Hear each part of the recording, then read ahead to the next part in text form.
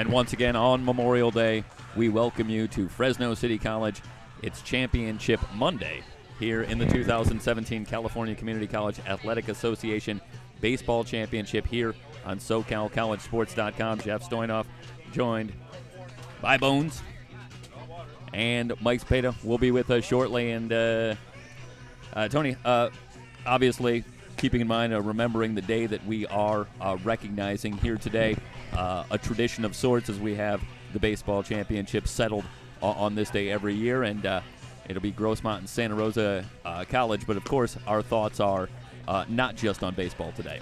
Yeah, Jeff, good morning, and thanks for having me once again. And good morning to all our listeners out there, SoCal College Sports. But you're right, this is a very significant day in the lives of these young men. But I think we need to remember the lives of others that have put us in this position. As I look out to the American flag at half-mast this morning, I'm reminded of the lyrics of a Toby Keith song called American Soldier. And this day, and every time I hear that song, I pause for a moment. I'm humbled. And I think we should all, chicken and hot dogs and hamburgers and all the wonderful things that are going to happen in our families today. We need to remember the families that have been touched by some of the things that have gone on in our world. And again, it's a great day to be a part of baseball and to be a part of America on a day that we remember every American soldier. Yes, well said, as always, and we appreciate that you have done such a good job of reminding us of that all weekend, really. And it's something that shouldn't be just today, obviously. We're getting set for baseball. Grossmont College, the Griffins, described by their coach as a team of grinders, Michael. But they have been doing a very good job of grinding their opponents down this weekend. 3 runs allowed overall in 2 games.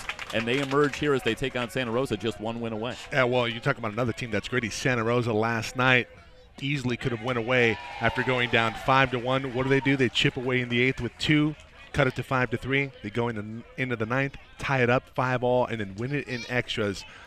Just an unbelievable and incredible performance on the eve of the championship here. And here we find ourselves top seeds in both the North and the South. Something about Game 5, isn't it, Michael, that just craziness seems to happen on that 3rd game of Day 2. We're underway here. Blake Berry, the leadoff hitter, working against Donovan McChrystal. McChrystal, we've been talking about the 1 and 2 starters. McChrystal was the number 1 starter a year ago for this Grossmont team. And as we often see in this particular format, it's the 3rd starter that's going to have a big impact, and it's McChrystal for Grossmont today. Berry fouls that one near third base, playable for Berkey, and he's got it for out number 1. I think the thing that jumps out to you again, as we talked about depth of pitching, we got a young man in Evan Hill for Santa Rosa. He's got 10 starts, so he's not a stranger to the front end of a game. And as Mike referenced, we talked about 7th inning last night that the Bear Cubs were not going into hibernation, and they certainly did not do that late in the game against Feisty El Camino Club. And that'll bring up Josh Lenny, the hero, yesterday with 4 hits, including the 3-run double in the 10th inning that gave the Bear Cubs the 8-5 lead that would turn into the 8-5 win. We'll give you the numbers on McChrystal, and a record of 9-2, an ERA of 2.30, making his 15th start of the season. Well, how about Lenny and Sanderson yesterday? Combined 8 for 10. Ropes this one to center. Maldonado moving back. What a play. And Maldonado makes the catch on the track. Let's get our first replay of the day. Maldonado. What a job. And Lenny, this is similar to the ball that he drove into the gap. And you see Maldonado turning back to his left. What an adjustment for out number 2. Maldonado, that tough leadoff man for Grossmont, demonstrates the ability of a strong, athletic center fielder on a ball that went about 398 at the 400 mark. Yeah, I didn't even get a chance to get into Lenny's heroics because he went up there similar to the at-bat in the 10th, very aggressive early in the count, got the pitch he wanted. And, Bones, I think you're exactly on there. There's a lot of places where he could have hit that ball in this park where it had been out of here and he'd have been on his way trotting home. Yeah, we've talked about the airport of center field here at Fresno City College, and one didn't land there because there was an air traffic controller out there called David Maldonado. Mallett batting .353 on the season, 4 home runs, 35 runs batted in. The count 1-1. Here's the pitch. Good fastball from McChrystal, a ball and 2 strikes. The advantages for Grossmont go on and on here. Not only do they have McChrystal on the hill, who's had an outstanding year, but they still have pretty much all their arms available. They've only used 2 pitchers in the first 2 games. Good strategy by Randy Abshire. Kids have stepped up in gear. We got another guy like Donovan McChrystal. He's all over the zone early, making the Bear Cubs swing the bat, but they like to do that, so that's not strange for them. Let's introduce the umpires. Bob Williams gets the call behind the plate here in Game 6. That one just outside, 3 balls and 2 strikes. Hal Simons at first, Dean Poteet at second base, and Scott Mahoney, the third base umpire, here today. Here's the payoff pitch to Mallett. Ground ball. Hernandez to his left, but he won't be able to come up with it. That's a base hit for Mallett. Mallett continues to impress at bat after at bat, and we get to the 4-hole hitter. And Mr. Coons, he's due, so to speak. He hasn't had the best tournament. He had a tremendous year, but that's baseball, and every now and then you leak a little bit. But I'm sure he's going to have some quality at-bats today against a formidable Donovan McChrystal. Yeah, I think the fact that he's due is not welcome news to Grossmont. I don't think anybody wants to be there when Ryder gets it going. And he stands in with Mallett at first, breaking ball high and inside. A ball and no strikes on Coons, who comes in batting .346, 15 bombs, and 50 runs batted in. I think that demonstrates the respect they have for a full hitter despite what he's been going through. First pitch breaking ball up. Stays with the off-speed stuff. This one catches the inside corner, a ball and a strike. The defense, meanwhile, for Grossmont, Eric De La Rosa in left, David Maldonado in center, Cabot Van Til in right, Justin Berkey at third, Michael Diffley at short, Reese Hernandez at second, Noah Stroll at first. Good fastball just outside. 2 balls and a strike on Coons. The battery, Trevor Beard behind the plate, Donovan McChrystal on the mound. Trevor Beard has been a stud all weekend for Grossmont, stepping up and leading this club from behind the dish. Mallett with a lead at first, and again the fastball misses low and away. 3 balls and a strike on McChrystal. Well, for McChrystal, 2 down here, a runner at first, but the ball hit by Lenny was an absolute rocket, and now he's behind Coons, 3 balls and 1 strike after giving up a hit to Mallett. So, well, he's trying to stay on both sides of the plate here a little bit. Again, a really threatening hitter at the plate. Respect for Ryder Coons here, and we got to compete a little bit tighter in that zone. Yeah, he's walking a bit of a tightrope here in the first inning. That one in there for a strike. Coons tried to sell it. He's coming back with a full count. Can we see that one more time, Matty? Bring back the slider. Bring it forward. Just missed it there if we could back that up there. 3-2, 2 out. We'll see action movement from first base now. Defense needs to be aloof. Stay home and read that barrel. Payoff pitch. Bouncing ball to short. Diffley will go the long way to retire the side. No runs, 1 hit, no errors, 1 left on base. We're underway. Championship Monday here in the 3C2A Baseball Championships on SoCalCollegeSports.com.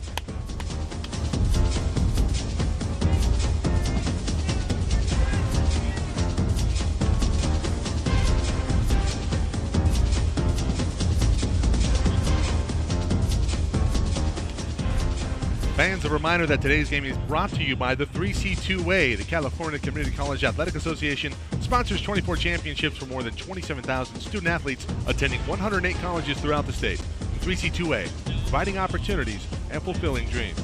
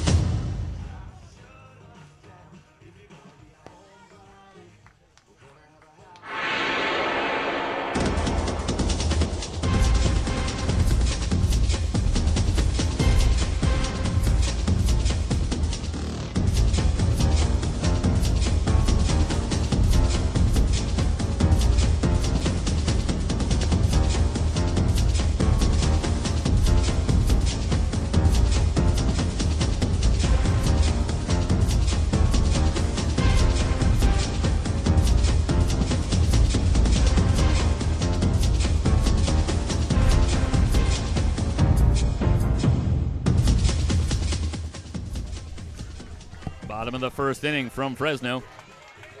in the 3C2A Baseball Championships on SoCalCollegeSports.com. Jeff Stoynoff, Tony Barbone, Mike Spada with you here today. First of maybe two. To set the situation for those that might not be familiar, Grossmont comes in after the victory in Game 4. If they win the first game here, we're all done, and Grossmont become your 2017 baseball champion in the 3C2A. If Santa Rosa wins the first game here, we come back 45 minutes later, another game. That will crown the 2017 champion. Could have a long day. We could have a short day. Mr. Maldonado for Grossmont leading it off, trying to make it a short day for the Griffins. Batting .374 with 6 home runs and 51 runs batted in against left-hander Evan Hill.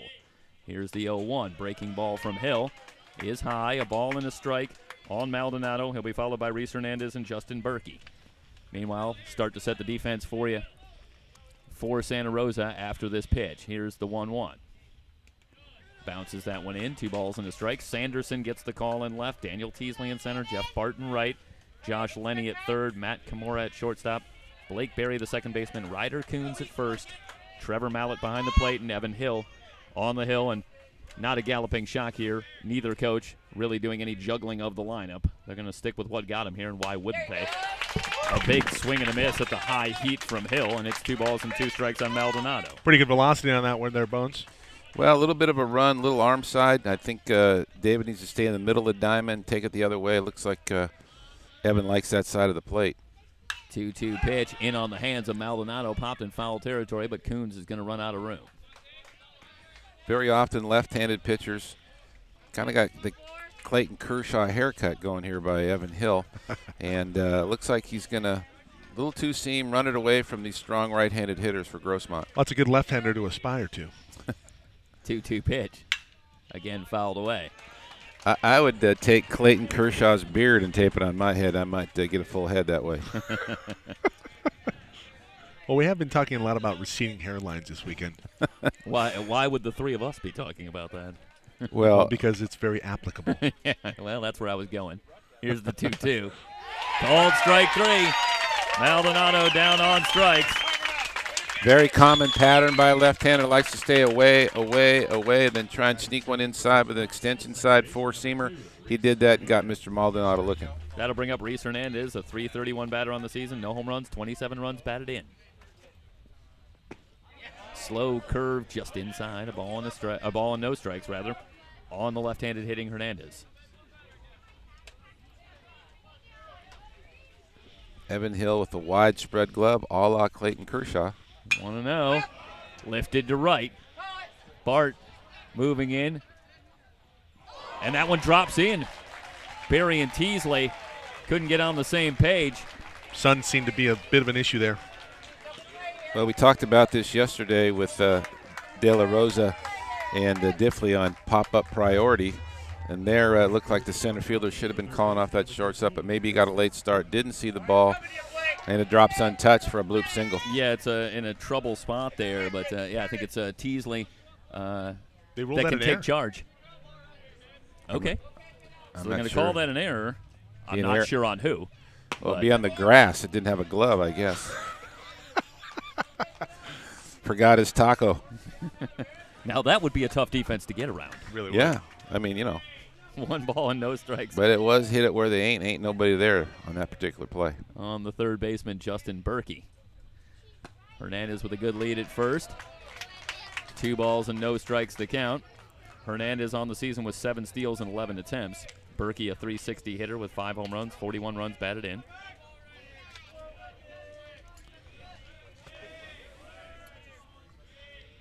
Hill with a look at first. Now the fastball high, and this is something you wonder about, obviously, for Hill. This is a little bit of unfortunate adversity as the pop-up drops in, and now he's got a runner at first instead of 2 down and bases empty, and then he quickly falls behind Berkey, 3 balls and no strikes. He still is a ground ball away, can get back in the at-bat right here. Just inside. Berkey walked on 4 pitches, and the Griffins now with 2 on and 1 out, trying to take advantage with Noah Stroll coming to the plate. I think you look at Evan Hill's statistic, and you can tell he's got a 3-pitch situation where he's 4-seam, 2-seam, breaking ball, changeup. He likes to mix, but he does give up more than a hit in inning. So he's a contact pitcher. I don't want to say only 42 strikeouts in 57 innings, but that's probably not his strength. that is right there, kneecaps and shin bones and keeping the ball down. So the ruling on the air was the defensive player was camped under it and then did not come up with the ball. Yeah, so that'd be Blake Berry moving back on that ball. Tough play. Tough call. Unable to come down with it. 0-1 on Stroll. Breaking ball and a wave and a miss. Usually when you camp, you got a tent and a hot stove plate. Right, like the SoCal College sports tents here at Fresno City College, but I didn't see anybody pitching one in that. They're all moving. But it's a bona fide canopy. It's a makeshift tent. Okay. 4-3, the record for Evan Hill on the season. Meanwhile, I see you working complete the numbers with a 4.58 ERA coming in. He's got Stroll 0-2. A long look at second. Stroll down on strikes. Hill goes to the breaking ball again, and Stroll went fishing. Again, you see Evan Hill, both sides of the plate, soft, away, try and get a big back like Stroll to get out of his plan, which he did. Great job there, Matty. Matt Henson on technical direction, camera operators Emery Johnson and Jorge Cepeda, the entire SoCalCollegeSports.com crew. Happy you've joined us, everybody. Championship Monday here from Fresno. That'll bring up Trevor Beard, batting .322 on the season, a home run, 33 runs batted in on the season.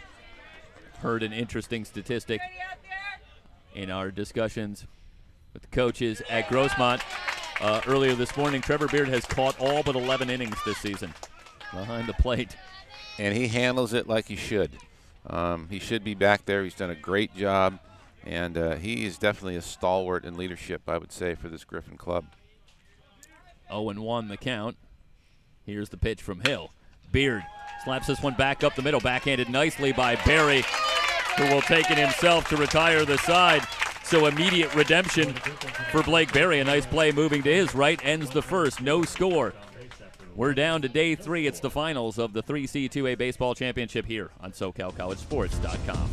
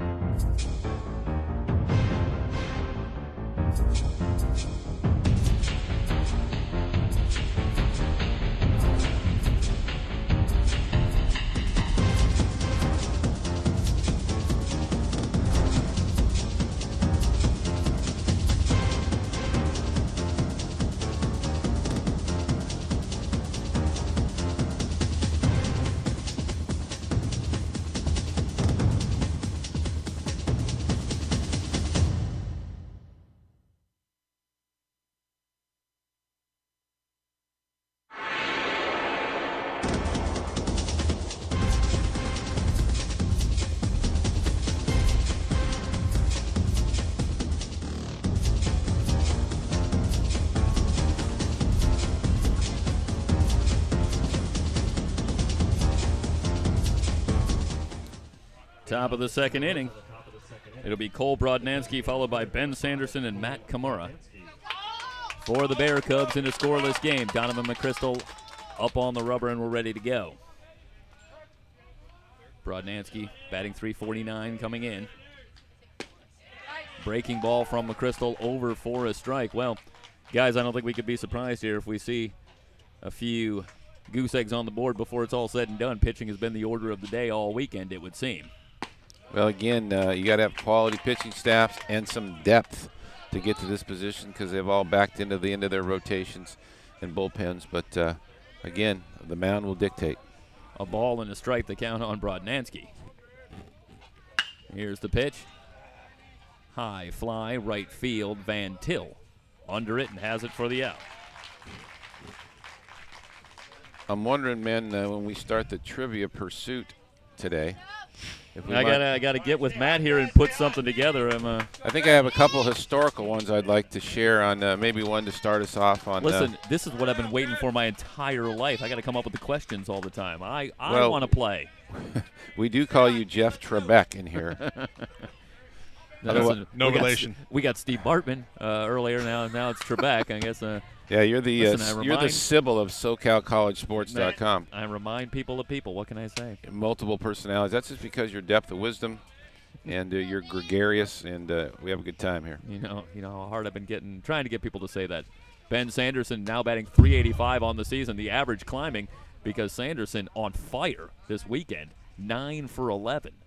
I ran into Mr. Sanderson earlier this morning, and I said, having a pretty good weekend. I go, what are you, about 100 for 101 here? And he said, yeah, I got jammed that one time. Yeah, he was like, I don't remember the out. Very respectful young man. I didn't talk to him about the water break yesterday, but here's the 1-1. Breaking ball in there for a strike again. McChrystal located a couple of breaking balls here in the second. Very confident 6-hole hitter hitting .385. It's a good cut. That one fouled straight back. And you got the feeling if this tournament were long enough here that Sanderson could get that average up to 400. Yeah, I'm afraid that he just needs a few more days. Like we've talked, he's got a good setup. He's got good bat path. I really, really like his balance. His head is centered throughout the entire swing. He doesn't seem to get beat by himself. Every now and then one will get in on him, but real poised hitter. 1 ball and 2 strikes the count, and now McChrystal will step off. Yeah, the interesting thing about Sanderson, strictly by the numbers, this is just his 31st game that he's playing in, so he hasn't been available all season. Right back through the box. McChrystal able to knock it down and go to first to retire Sanderson. Oh, he's down. And McChrystal on the first base line, down on all fours, and we could hear that from here. It sounded like it hit him on the lower leg. And what toughness. First of all, to get over there and finish the play. And now he's back as we take a look at the replay. And this is a shot off the bat of Sanderson that just goes right back through the box. And I want to say it was a lower leg. Lower left, I think. No, right leg. Oof. Well, we're prayerful at this time that Mr. Sanderson can get back up and help his club. So, Donovan, our thoughts are with you right now, young man. Yeah, they're going to take a look at Donovan McChrystal. We'll step aside. It's the baseball finals in the 3C2A on SoCalCollegeSports.com.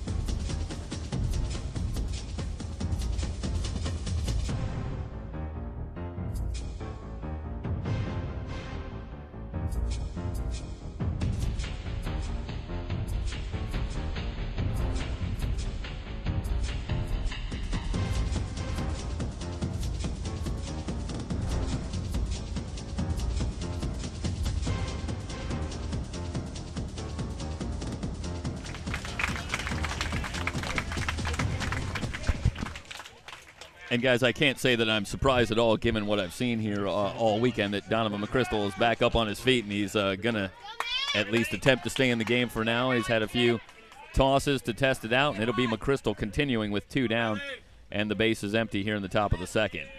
Well, we've used some acronyms all weekend, and we might add one here. A gutty Grossmont Griffin, so we call him Donovan 3G McChrystal. Is it a triple G reference there, Michael? That may be as obscure as any movie reference that I could possibly make. No balls and a strike. Michael, find it. A shot back through the middle. How about McChrystal having to endure another shot through the box? That time he was able to get out of the way as Kimura lines a single to center for the first hit here in the second inning. Second hit overall for the Bear Cubs today. Good approach once again, middle of the diamond. It's what you want to do against a guy that's talented like Donovan. I imagine he'll settle up here, but so Kimura on first with 2 down. That'll bring up Jeff Bart. And Bart comes in batting .331. First pitch grounded to third. Berkey will go to second to retire the side. No runs, 1 hit, no errors, 1 left on base. Through 1.5, no score in the finals of the 3C2A Baseball Championship on SoCalCollegeSports.com.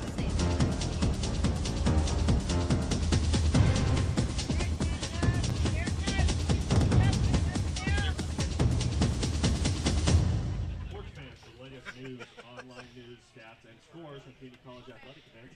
Log on.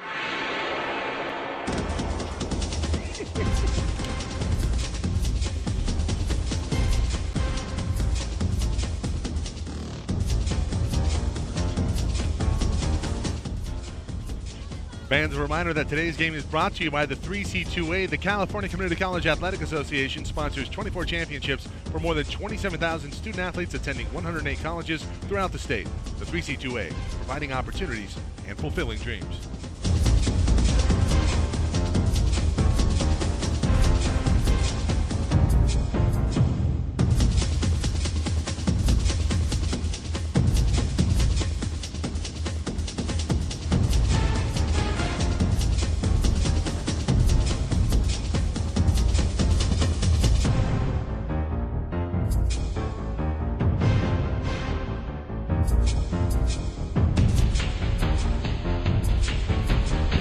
Five-point question. And Shiner. I want to shout out to George Matagakis, an addition to the to his family, to the Matagakis lineage. Jacob Alexander Matagakis, a.k.a. Jam, born over the weekend. And congrats to you, George. We miss you here up in Fresno, and we look forward to seeing you soon. Yeah, in 2 weeks here, no softball, no Georgia softball, no baseball. The 3C2A family just keeps getting bigger. Yeah, his kid and my kid are going to camp. All right, Jacob and Owen. How is Owen this morning, Mikey? Owen is hungry, last I checked. He takes after his dad. Yeah, that's a good life. Get to sleep and eat and have somebody hold you. Robert, amongst other things. Robert Bostet, the leadoff hitter for the Griffins here in the bottom of the second. Quickly down in the count, no balls and 2 strikes. Bostet appeared in his first game since late April yesterday in a 3-0 loss. Fly ball, center field. Teasley moving over and has the catch for the out. So Bostet retired. That'll bring up De La Rosa. He'll be followed by Michael Diffley. The left fielder, number 14, Eric De La Rosa. De La Rosa comes in batting .222. 2 home runs, 17 runs batted in for the Griffin left fielder. De La Rosa, a threat to drag bunt here. Young man can run a little bit. Fastball outside.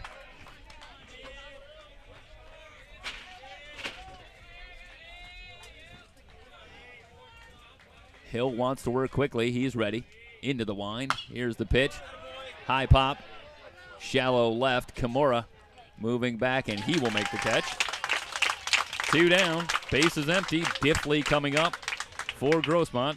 A .316 hitter with 2 home runs and 29 runs batted in. Well, another shout out to Bob Bernard. Anytime there's a Santa Rosa game, we have to give a shout out to Bob Bernard. He was so gracious, him and his family last year. Alec Renard, Jake Shiner, the co-MVPs last year from the 2016 championship Santa Rosa Bear Cub Ball Club. Got in touch with them this morning via email. Said him and his wife Lori enjoying the games, and their youngest Noah graduates from high school next Friday. He's 6'4" and 210, and he throws harder than Alec did in high school. Of course he does. Doesn't have the command quite yet. Might redshirt next year, but I got to tell you, the stables are full for the Bear Cubs coming in next season. Yeah, we're talking about a brother of Alec Renard here. I mean, no big surprise there.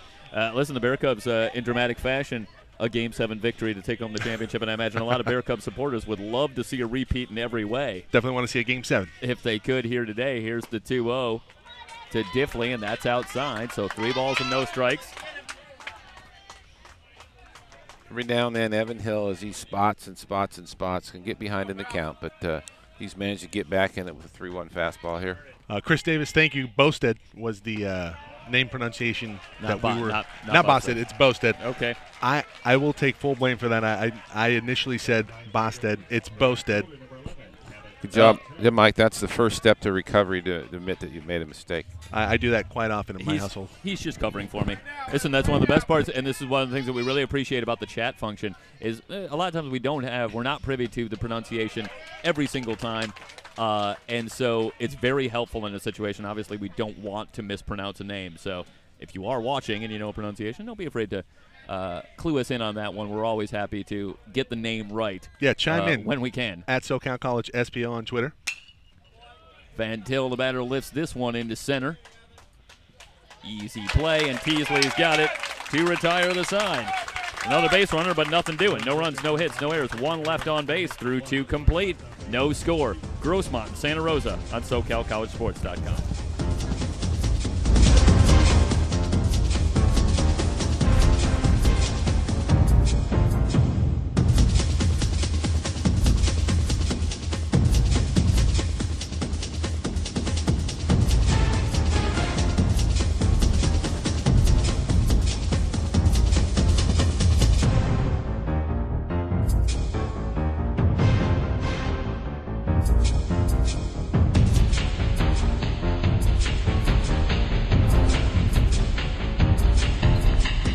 And remember, everybody, if you could not make it up to Fresno this weekend to catch all of the excitement, be sure to catch all of the action and let your friends know as well on our website, www.socalcollegesports.com. You can also catch us on our YouTube channel, SoCal College Sports 1. And once again, be sure to follow us on Twitter at SoCal College SPO.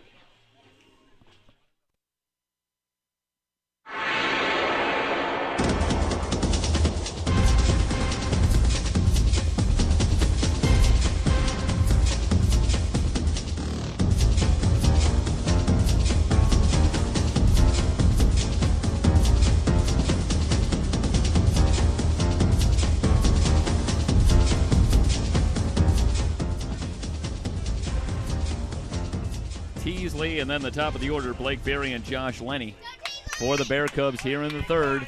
Scoreless through 2. Teasley played in one of the 2 games yesterday. Matt Yokota also getting a start in center field. So Teasley back in the lineup here for game 6, and he takes a fastball high, a ball, and no strikes. On the season, Teasley batting .331. No home runs, 30 runs batted in. Donovan McChrystal not showing many ill effects of that line drive off his stirrup earlier, and looks like he's back in rhythm. Pretty smooth delivery, not a lot of effort, and doesn't seem to be limping at all. Yeah, the stirrup connected to the shin bone. And where's the shin bone connected to? Oh, we could keep going. Off-speed pitch, low, 2 balls and a strike. I'll tell you, for McChrystal, talk about your health flashing before your eyes. I mean, how about the sort of cruel humor of the situation there, luckily, as he got out of the way of a ball right back through the box on the first batter that he faces, with the shot still fresh in his mind and able to get out of the way. But this guy's had to endure a lot, and we're only in the 3rd inning. That one bounces in, 3 balls and 2 strikes on Teasley. Again, you want to try and make everybody earn 90 feet here. Never looking for a leadoff walk, but based on McChrystal's approximate 2.5 to 1 strikeout to walk ratio, I think he's got the command to take care of it. Ground ball in the hole. Diffley boots this one. It's going to be an error. And Diffley didn't have a lot of time with the speedy Teasley heading down the base paths, and he was going to need to be perfect, but a mishandle on the ground ball and should go down as an error. So Teasley aboard, and Berry coming to the plate. Diffley trying to get around that ball based on the foot speed of the batter runner. He probably needed to backhand that to give himself a play. It was kind of a little bit of a do or die, so maybe his approach was a little short there. So Teasley with a good lead. Line drive, base hit. Berry with a base hit. Runners at first and second. Nobody out. The Bear Cubs have something going here in the top of the 3rd. Josh Lenny coming to the plate. We'll see a little bit about Hutch coach now I think is going to run this situation. First and second, nobody out. Common bunting situation, but you have the hot Jeff Linney up here. He's been squaring up balls since he rolled into town. Yeah, his last 2 times up, and he went 4 for 5 in Game 5 yesterday, so it's more than just the last 2 times up. But he has hit a rocket his last 2 times up, to be sure. A double and a ball that easily could have gone for extra bases back in the first inning today. There's some seam marks on that barrel for Mr. Linney. With the bases clearing double yesterday, Linney now has 20 RBIs in the postseason, far and away leading the Bear Cubs, and he's up here with a couple on and nobody out. Says a little bit for the bottom of the Rosa lineup, and a little setup for Mr. Linney to drive in some runs. McChrystal ready from the stretch, goes to the breaking ball in there for a strike. Official word on David Silverstein, play likely not going to be made at first on the ball by Diffley. Okay, yeah, so that's a they're hit. calling that a hit. Okay. I like that call. Yeah, I think, as I said, I think he was going to have a hard time getting Teasley. Bouncing ball foul. So Diffley certainly up against it, and he would have needed to be perfect. So good call by David Silverstein. Let's adjust that. So back-to-back singles by Teasley and Barry. Still 2 on, and no balls and 2 strikes to count now on Lenny. And thanks to Mike for checking that out. Thanks. You've been helpful. Oh, actually David Silverstein. Well, no, but you were. That's true. You had the foresight to go and check it out. Well, he did text me. You didn't have to go far. I didn't. Lenny lifts this one to right field and deep. Van Til on the track has the catch. The runner will tag, and Teasley will take third on the deep flyout by Lenny. And I got to tell you, how hot is Lenny? It looked like he got under that one a little, and perhaps he did, and it still carried to the track in right center. I think if you do check out the replay, a little bit out in front, still got good barrel on it, but couldn't get his backside through it or have been driven off that wall. I got to tell you, if that ball's hit last night with the wind blowing out, that's gone. Yeah, it certainly had some carry to it. Meanwhile, runners at the corners, a good play by Teasley, alertly tagging up and taking third.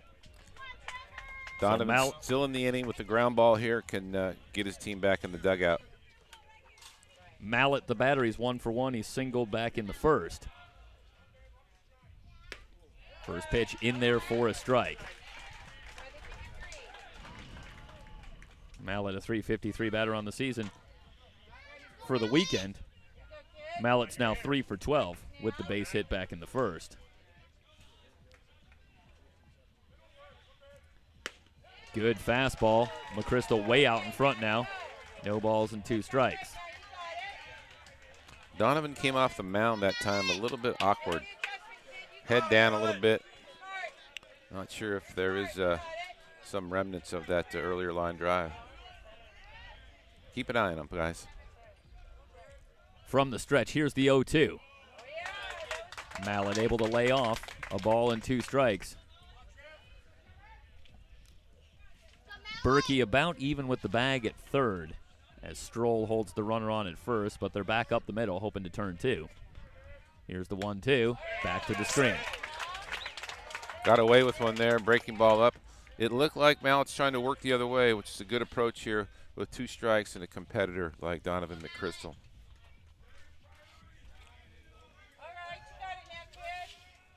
McChrystal has one he likes from the stretch. And that one misses. 2 balls and 2 strikes.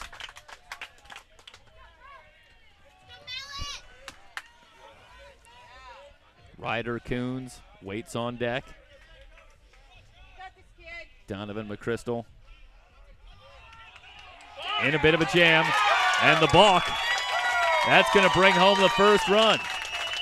And Bones, what'd you see there on the balk call? It's a little bit of he just wasn't sure of his set. We got a close-up. Take a look, see if we can get the replay. Well, you can see it here, too. Didn't quite catch that. And the call came from second base. And they were all on it. Every single umpire noticed it. Yeah, Dean Poteet makes the call first. So that one squirts away, and on the play, Barry is going to move to third. Sometimes in games of this magnitude, the smallest thing can change the outcome. And again, Donovan, who's traditionally not rattled, just a skosh uncomfortable here all of a sudden. Well, 1 run in and a runner now at third after the wild pitch. Mallett still at the plate. The count is going full. Griffin still back up the middle, so they're willing to trade the out for the run on a ball hit back up the middle. Good decision by Randy Abshire early in the ball game. So many ways to score from third base with 1 out. McChrystal comes home, got him. Mallett down on strikes. That is a huge strikeout, Bones. 2 down now, and Barry's still at third. Big. We've talked about the fastball up all weekend. You get early recognition as a hitter, and you see that thing much better, but it's a little bit tougher to catch up to it when it's up there on as Mike has described as the addict. Kuhn stands in.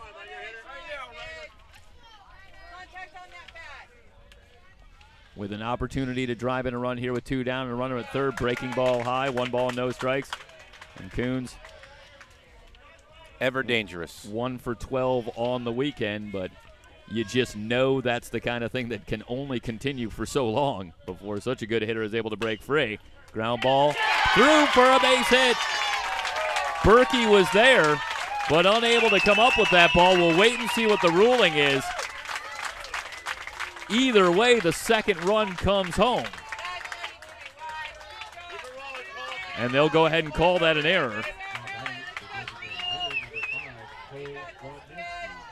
That's a little surprising. The Griffins have been very solid defensively through 2 games. And it looked like Berkey was in position, but elected to field that one from the side, I think, and the ball just gets through as we take a look at the replay.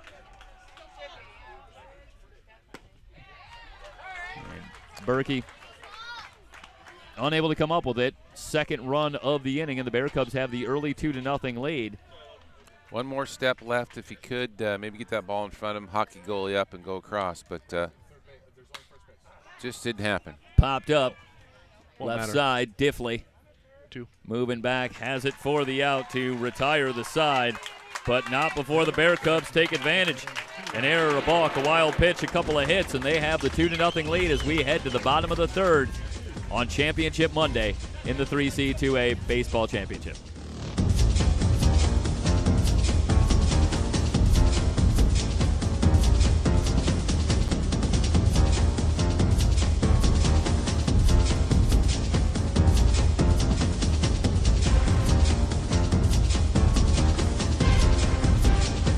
CCCAA Sports.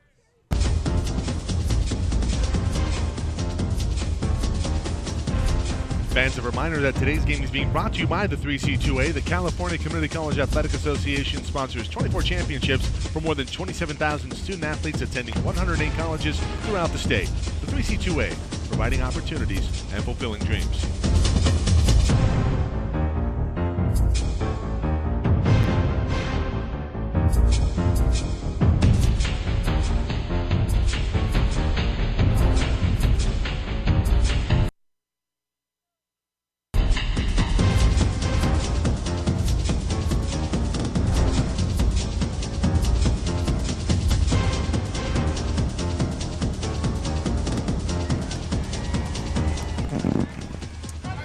Top of the order due up for the Griffins here in the bottom of the third.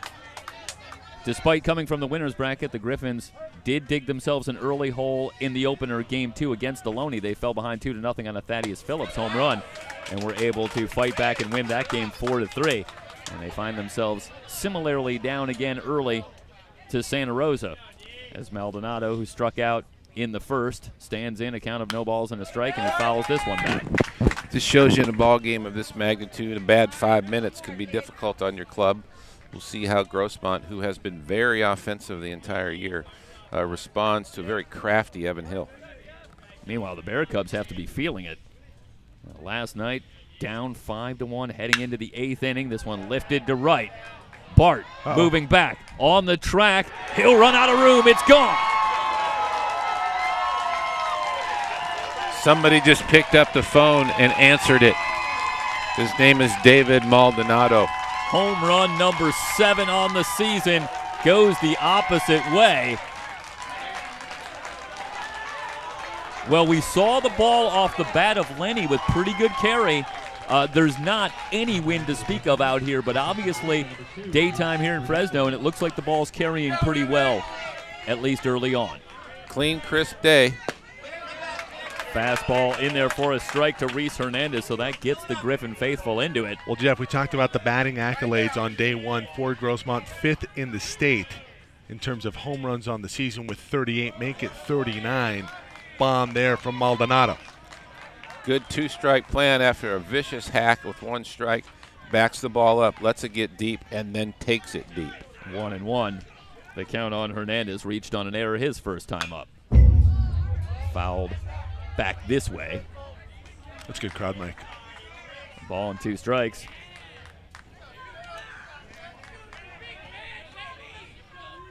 Well, I was going to say something, and the bomb just made me forget it now. So here's the 1-2. Hernandez reaches out and slaps this one to short. Kimura over to first for the first out here in the 3rd. Been impressed with Kimura all weekend. Steady shortstop. He gets himself in the right place to deliver the ball. Not the traditional arm strength of a shortstop. Plays catch. And you get a shortstop that plays catch with inside his sphere. You got a steady middle infielder. Here's Berkey. He walked in the 1st, was eventually stranded. He's 2 for 8 on the weekend. The breaking ball from Hill is low. 1 ball and no strikes the count. Noah Stroll will be next for the Griffins. 2 in the top half for the Bear Cubs. And the Griffins immediately cut into the deficit on the home run by Maldonado here to start the bottom of the 3rd. Good 2 balls and no strikes to count. Good take by Berkey. That ball's up. He wanted to jump at it, but again, he saw the ball up, but he let it go. We're at 2-0.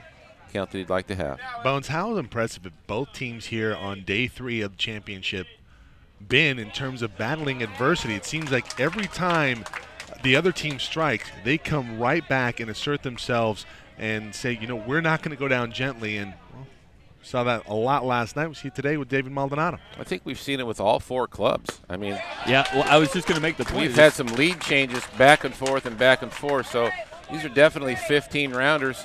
They got to go to a split decision just about every ball game here if we you feel like with these 4 teams that if they played this tournament over and over and over again, you'd get a different winner a lot of the time. It's just a game of inches and a break here and there, really separating 4 teams. It's a great assessment, Jeff. I think that's why we got 4 of the best teams in the state here at Fresno City College. 3-2 the count on Berkey. Here's the payoff pitch.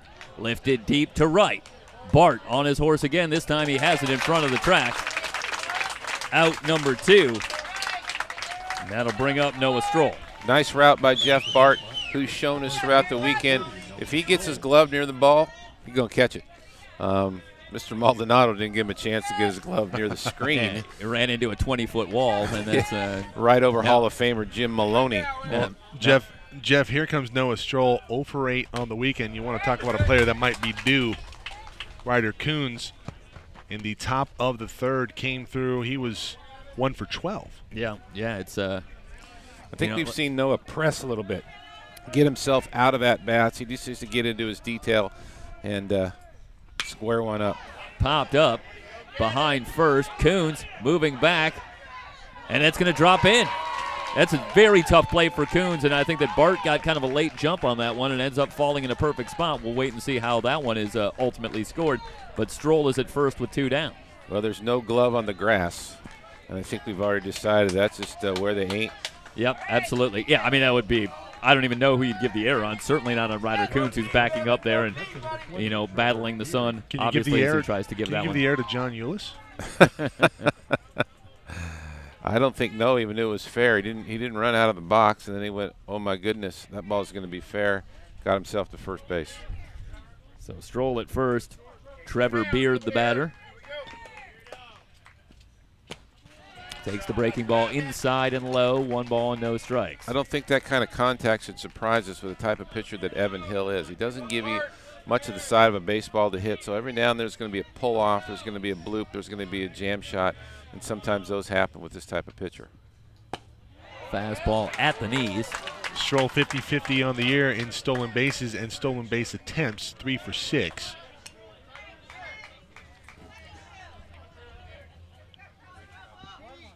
Stroll takes a short lead, held on by Coons at first.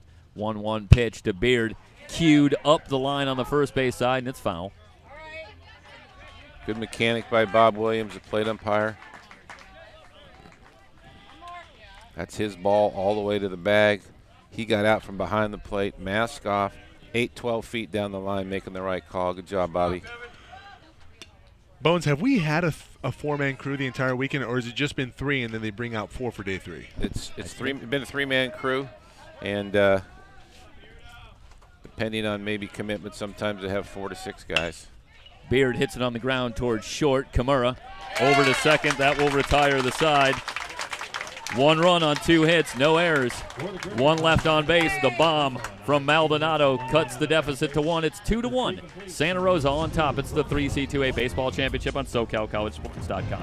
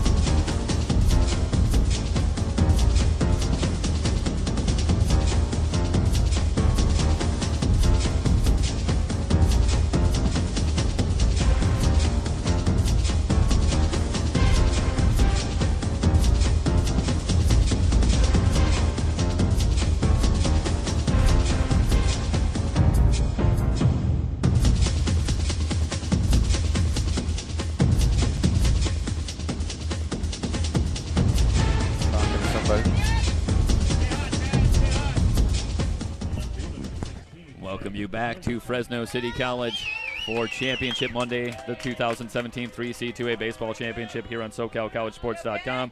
Jeff Stoynoff, Tony Barbone, Mike Cepeda with you. And Bones, while we have a moment here as Ben Sanderson stands in, I know I've been asking some trivia questions here, and you have some Memorial Day related, more Memorial Day appropriate trivia questions for us. I'd like to hear this, throw this open and let people think about it while we're enjoying the game. As Sanderson bounces 1 to short, Diffley. Well, I think, thank you, Jeff. I just think, again, if we keep in mind what we're remembering today, it all starts way back when many of us were not around. But trivia question, what's the hometown of Betsy Ross? All right. And who was the person that asked Betsy Ross to put the flag together for the United States of America? You know, I feel like I once knew the second one. Like I had heard the story behind the second one. So, well, that one bounced. You're just definitely foul. the savant in this booth. No, it is. And research specialist. It only looks that way. And I don't know if Matt can cue that up. That gives us a little Memorial Day lid lifter fun trivia. Yeah, we could definitely come up with that. See, I think I know the answer to the flag question, but we'll part A, part B, because it's a 2-part question. I guess the who asked for the flag. Exactly. Yeah. Yeah. We'll give some of our viewers a chance to. And I think if you in. think about the history of our country, you'll be able to get part A as well. Here's the 0-1 inside, a ball and a strike. I also I feel like part A is possible because I feel like her house is a landmark, is a historical landmark. Yes, sir, it is. So that should be some kind of clue too. And it relates to a trivia question that you asked earlier in the weekend about the last name of Mick in the Rocker movies. Well, I don't think it's Denver, is it? Because I asked a Rockies question earlier. So I think we can eliminate that one. 1 ball and 2 strikes.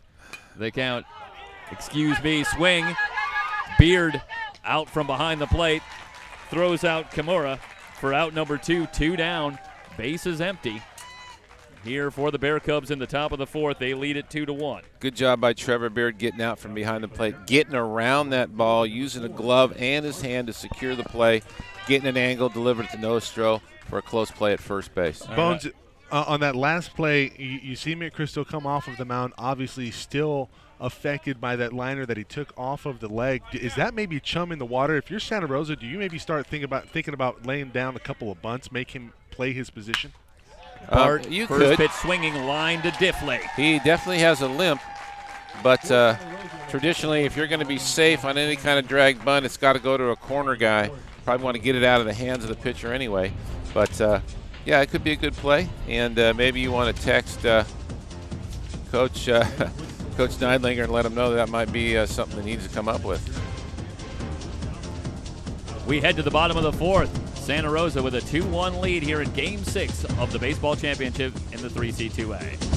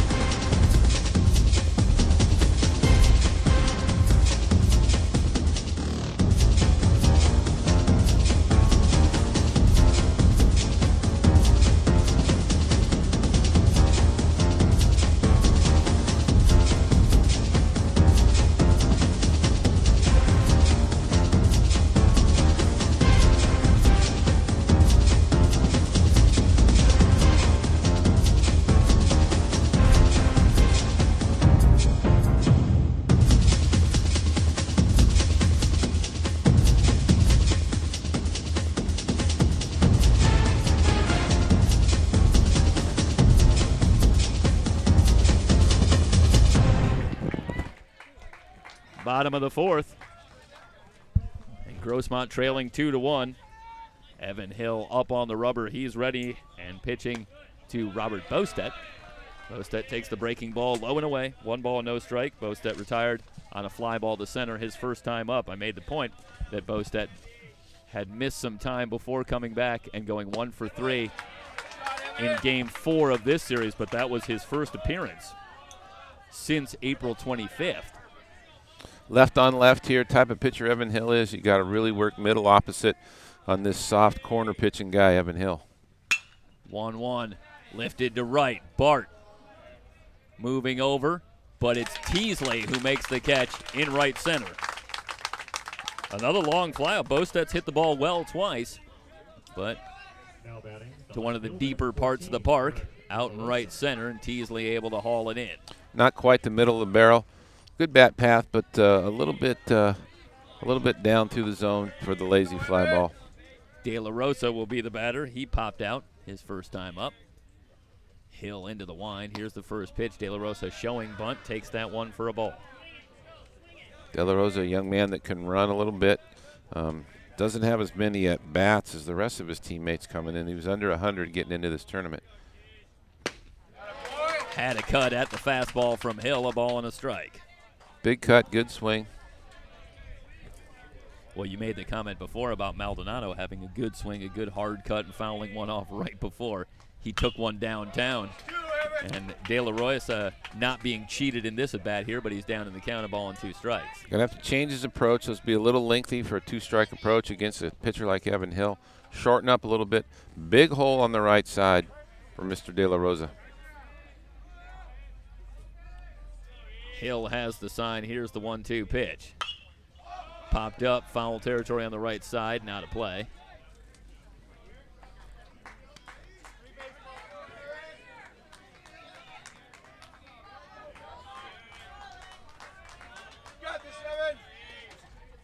Griffins have had base runners in every inning, but so far it's the Maldonado home run that's accounted for all of the offense. In a game they trail 2-1. Line drive, base hit to left.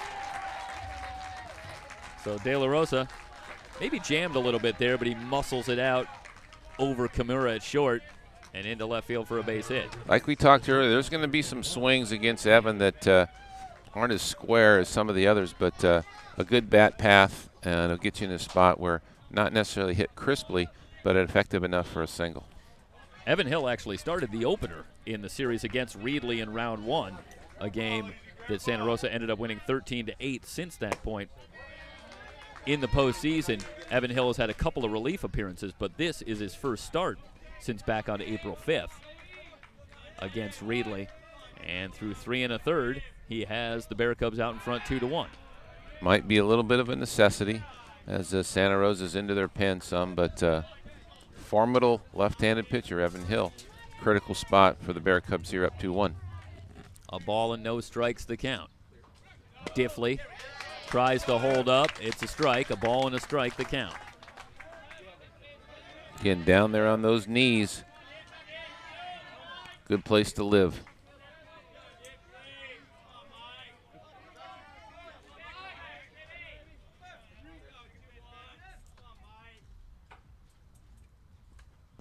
Hill with a look at first, comes home. That one bounces away from Mallett. On the play, De La Rosa able to take second. Good read by De La Rosa. Looks like a young man that likes to run a little bit, anticipating the ball in the dirt. And again, the type of pitcher that Evan Hill is, every now and then you're going to get that dirt ball, get that soft changeup, turns that ball over, going to be in the dirt.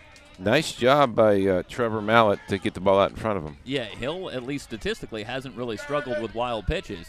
That's his first one today, but tough play for Mallett, and it moves De La Rosa to second where he has a big lead. Now he's going to head back as Hill looks him back.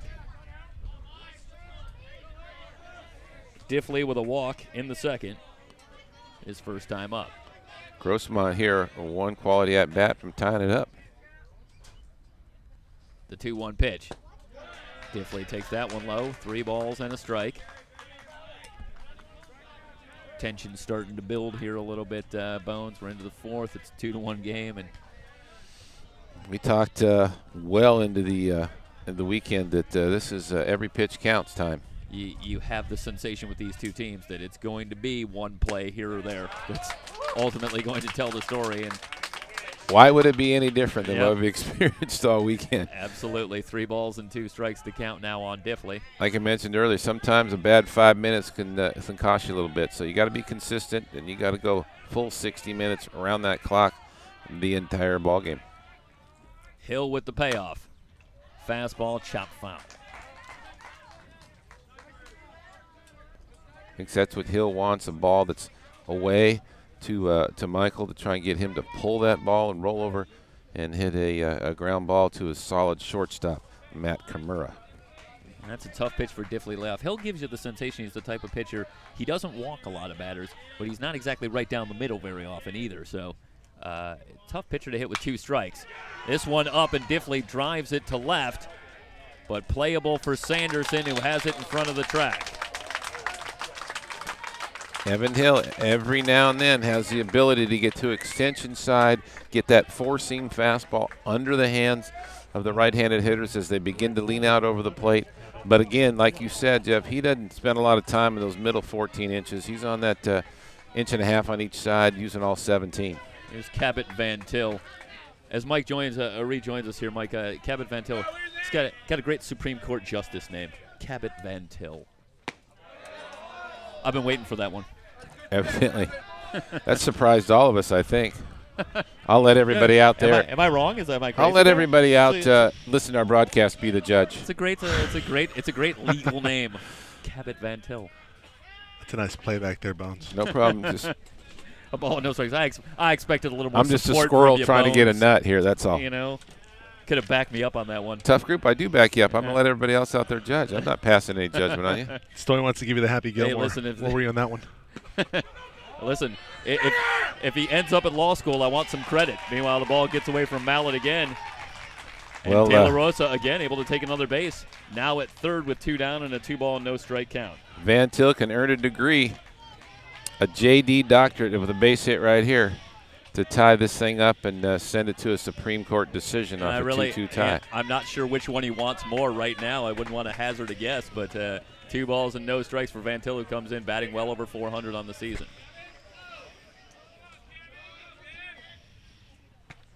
I think something that you mentioned all weekend, Jeff, we've seen some surprisingly high averages by these teams at the bottom of the lineup. Yeah. I mean, how often do you get a guy? But he's coming like another a second leadoff man hitting 400 left-handed contact kid. Good fastball in there for a strike. 3 balls and a strike. You make the point about Van Til at the bottom of the order, and it's which one chicken or the egg type of situation, because you look at Maldonado's got 51 runs batted in, 6 home runs. He just hit his 7th. With that kind of production in that top spot, you want a good hitter in the 9th spot. Bouncing ball through for a base hit. We're tied up. Van Til delivers with the 2-out hit. Using the middle of the diamond, getting the ball back up the middle. Didn't square it up that well, but ties the game, and you just awarded him an honorary JD, Judge Jeff. Well, you know where I stand on where he can end up, but he ends up at first here with a base hit, and we're tied at 2, a brand new ball game in the bottom of the 4th. Per Chris Davis on Twitter, they call him CVT. CVT. It's got a nice ring to it. Hey, listen, we anointed KK. First pitch, Maldonado lifts one to left. Sanderson camped under it, and that'll retire the side. But the Griffins are back. 1 run, 2 hits, no errors, 1 left on base. We're heading to the 5th. Nothing resolved here. We're tied at 2. It's the finals of the 3C2A Baseball Championship on SoCalCollegeSports.com.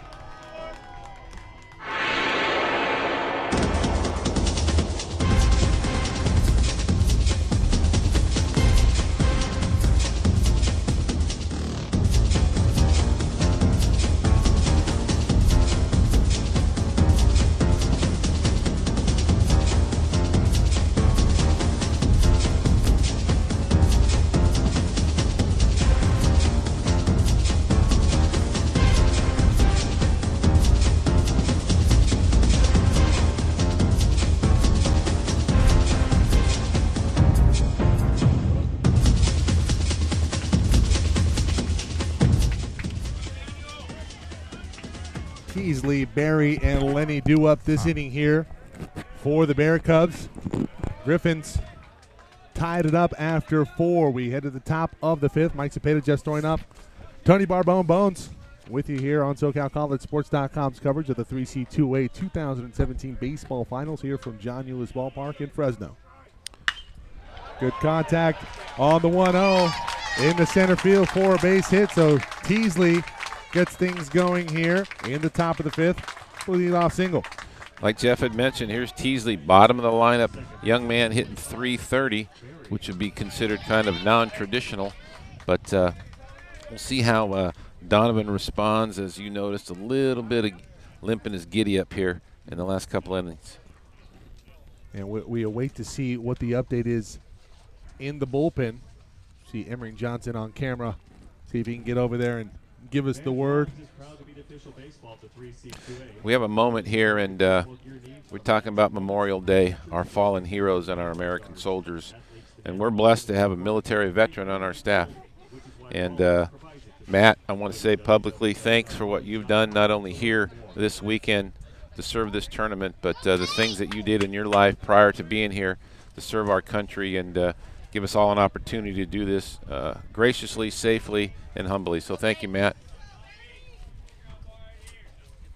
Get the thumbs up over from Matt Henson. We'll get him on some cans shortly. Meanwhile, top of the order, Blake Berry due up.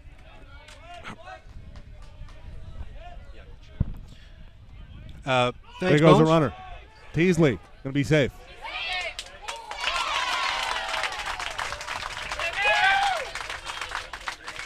We'll show the replay real quick on that. Off speed. Great job. Good aggressive base running there from Teasley. Tough pitch to handle by Trevor Beard. Came out nicely. Didn't get to the bag on a line, but it did get that cutout and get a good opportunity for a possible out. It's the bottom of the order that leads the team in stolen bases and stolen base attempts. That's the 18th attempt, 13 stolen base on the season for Daniel Teasley. Blake Berry here, nobody out, looking for a pitch he can roll to the right side and get that go-ahead run over to third base with one out. Count definitely in his favor at 2-0. And right now it's McChrystal battling more so than usual. Again, if you're just joining us, he took a liner off of the shin. That one well hit, but right to Cabot Van Til in right field. Throws it in. Runner will not advance. One gone. Great approach by Blake. He got a pitch to do it. Drove it squarely to right field. Good effort, good approach, good plan. And now we're going to see Jeff's favorite player, Josh Lenny, coming to the plate. Well, if you're part of the Bear Cubs faithful, he's a big favorite this season, or this weekend anyway. Yeah, he's King Cub right now, if there is such an elected position. No, the Alpha Cub, I think, is we got a correct. judge on the other side, and we got a king on this side. There's royalty everywhere here in Fresno this weekend. Would it just be considered royalty or the nobility? I guess it's Well, Lenny knew what to do with men in scoring position yesterday. It was a bases-clearing double that broke the 5-5 tie at the top of the 10th en route to their win over El Camino in Game 5. Josh Lenny, well over 200 bats this year. Pretty poised, good setup. Got a good quick barrel through the path. Batting .292 this season. That one in the dirt. That's a great job by Trevor Beard. Staying in front of it does not allow Teasley to advance. We've talked often about Trevor Beard. He just gets the job done every pitch for his club. Clad in green today, which I think is the third uniform we've seen Grossmont in. Yeah, we saw the old school Astros on day one, old school Padres on day two, and then the Griffin green here on day 3. Kind of a traditional Oakland A look today. 2-0, chopped up the middle. Just going to get through for a base hit. This is going to break the 2-2 tie. An RBI single for Lenny, who advances to second on the throw. And the hot hitting this weekend continues for Lenny. Josh Lenny using the middle of the diamond.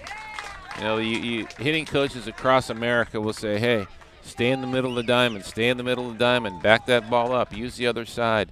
And Jeff Lenny, again, takes that ball right over second base to give the Bear Cubs a 3-2 lead here in the championship game at John Eulis Field. Abshire out to the mound, having a discussion with Donovan McChrystal, and he will go to the pen here. Have a pitching change when we come back. SoCalCollegeSports.com's continuing coverage of the 3C2A 2017 Baseball Finals. Grossmont and Santa Rosa. Santa Rosa up 3-2 in the top of the 5th.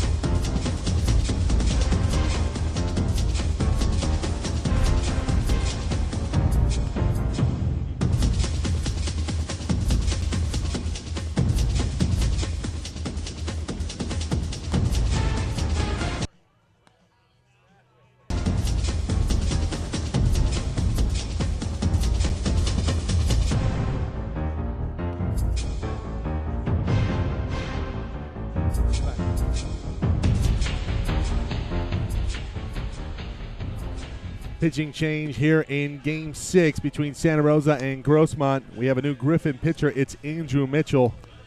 Bones, what do you got? Andrew Mitchell, tall, lanky left-hander for Grossmont. This is only his 5th appearance in relief. He's been the starter. Statistic looks like he's been their 4th starter, 4.2 ERA, 6-1 record. Gives the Griffins a chance to win a ball game every time he's out there. Just about break even walks to strikeouts. But again, an effective guy who's been there before. Opponents only hitting .229 against him. Coach, we saw Holdgrafer on day 1. He went 8 innings strong. Any chance we see him? I thought the pitch count, if I remember correctly, was up there pretty high. Well, I think we had him right around $110 after a save on the previous night. No, not Shenefield. Holdgrafer, Right. Who started day one. Shenefield got the save, and then yesterday got the complete game. I'm sorry. You may see him, but I may not be till game 2 as an as-needed situation. Maybe not game 1 unless the title is on the line. So not in the mind of Coach Abshar at this point, but he's got a formidable staff. And, again, as we talked, you need some depth to get to this position. So I think the Griffins feel pretty comfortable here. Man at second. 1 out. And catcher Trevor Mallett at the plate. Yeah. Mallett now the batter. Lenny at second after the RBI single. So the hot hitting continues here for Josh Lenny.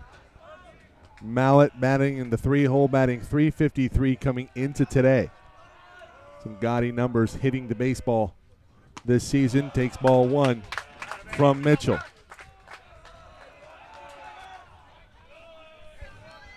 Mike Cepeda, Tony Barbone, Jeff Stoynoff with you on today's coverage, along with Matt Henson, Jorge Cepeda, Emery Johnson, the entire SoCalCollegeSports.com crew. Happy you've joined us, everyone. Championship Monday. This one's slicing down right field line, foul. Mitchell looks like he has similar repertoire to Evan Hill. Doesn't look like he has that overpowering fastball, plate side mentality with all pitches, and trying to get people to roll over and hit those ground balls. So Mallett now 1-1. 1 gone here, top of the 5th.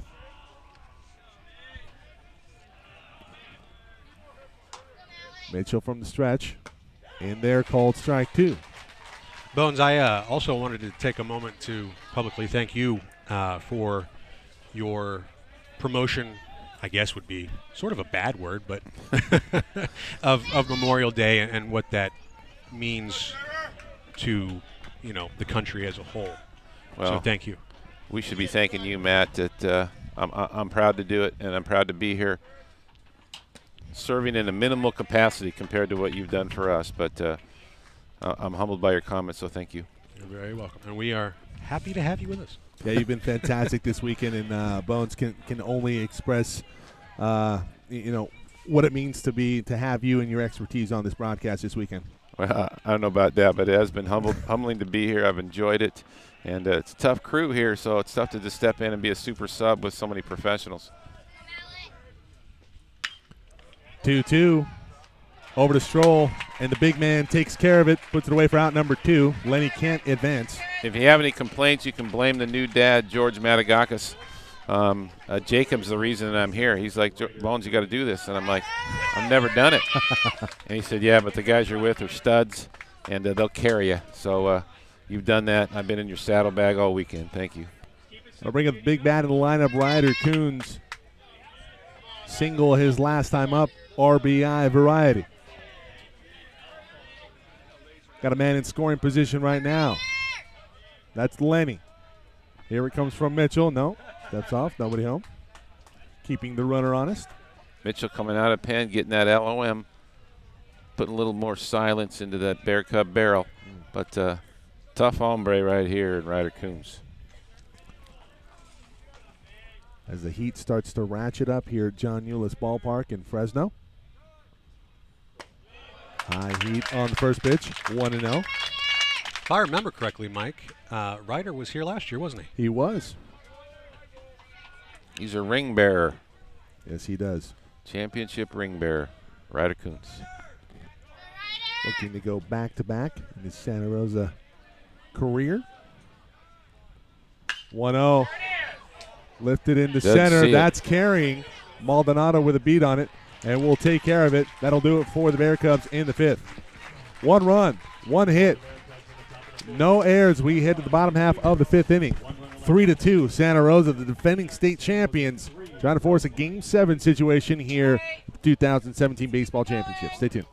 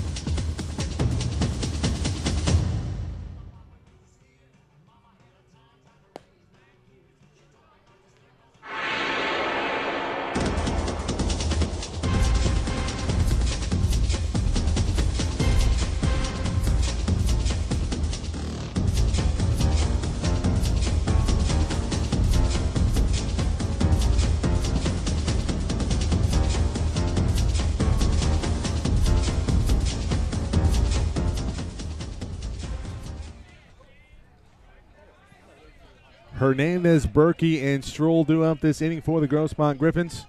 See if they can respond here in the bottom half of the fifth. And right off the bat, Hernandez puts one into right field for a base hit. The ever-steady defensive stalwart for the Grossmont Griffins. Reese Hernandez leadoff single. As again, Jeff expressed, this is a mano-a-mano. Here they are right back. Yep. Santa Rosa hangs a 1. Here comes the Griffins ready to do the same. Well, Hernandez, 2 RBIs this season, this weekend, only 1 for 6. Now 2 for 7.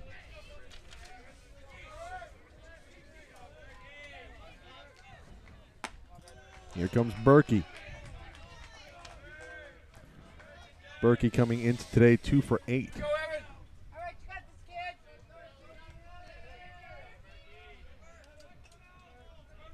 Got a man at first right now. Hernandez bluffing. Back to the bag.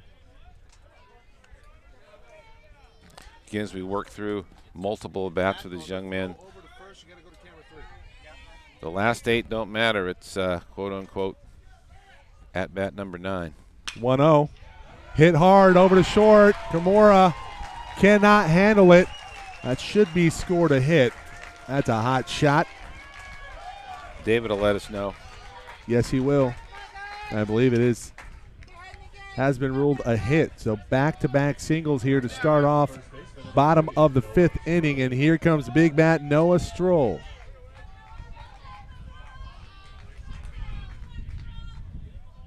Noah Stroll, a little bit of a struggle here in this tournament. Does have a hit today, if memory serves. You might see a sacrifice bunt here from Noah.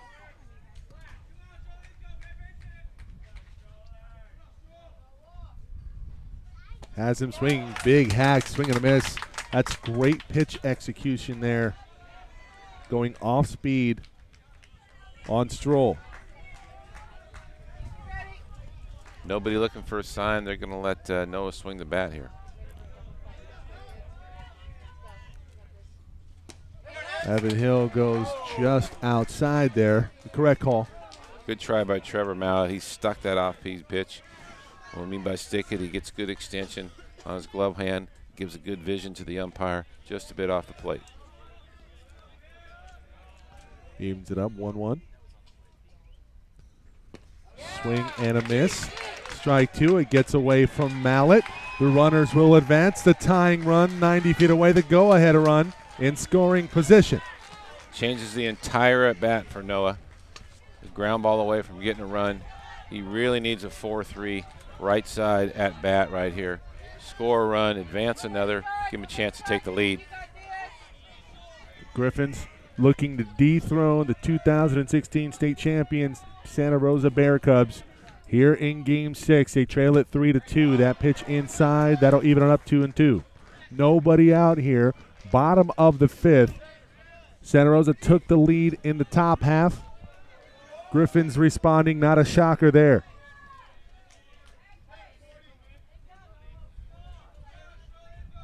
Here comes the 2-2. Ground ball. This will tie it up. 3-3. One gone here, bottom of the 5th. Runner stays in scoring position as Berkey stays at second. Here comes Trevor Beard. Beard batting .322 coming into today. 33 RBIs on the season. Again, we've talked about the toughness of Trevor Beard all weekend. Big spot here for the Griffins. Go-ahead run out there 180 feet away.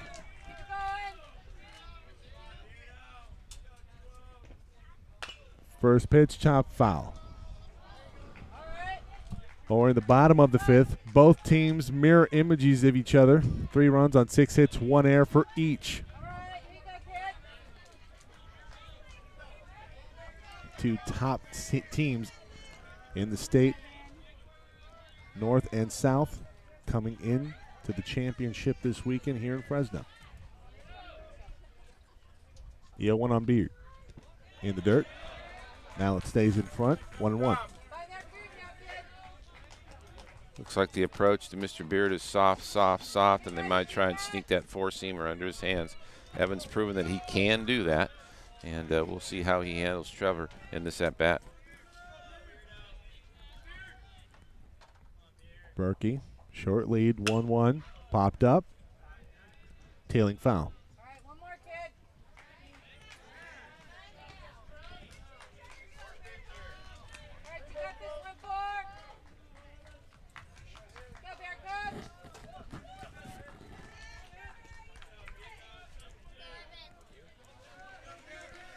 One and two now. Here on Beard.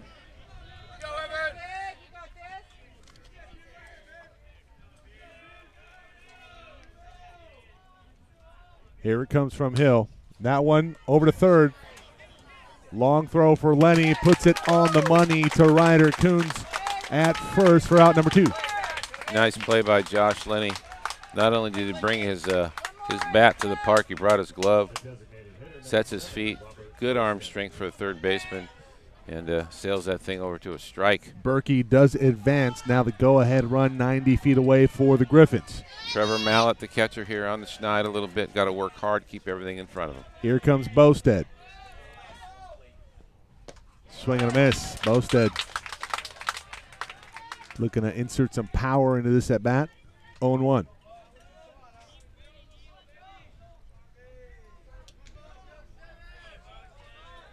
Bottom of the 5th. We are knotted up at 3-all. That one in the dirt. Berkey dancing over there at third. Thought about coming home on that one. Good job by Mallett.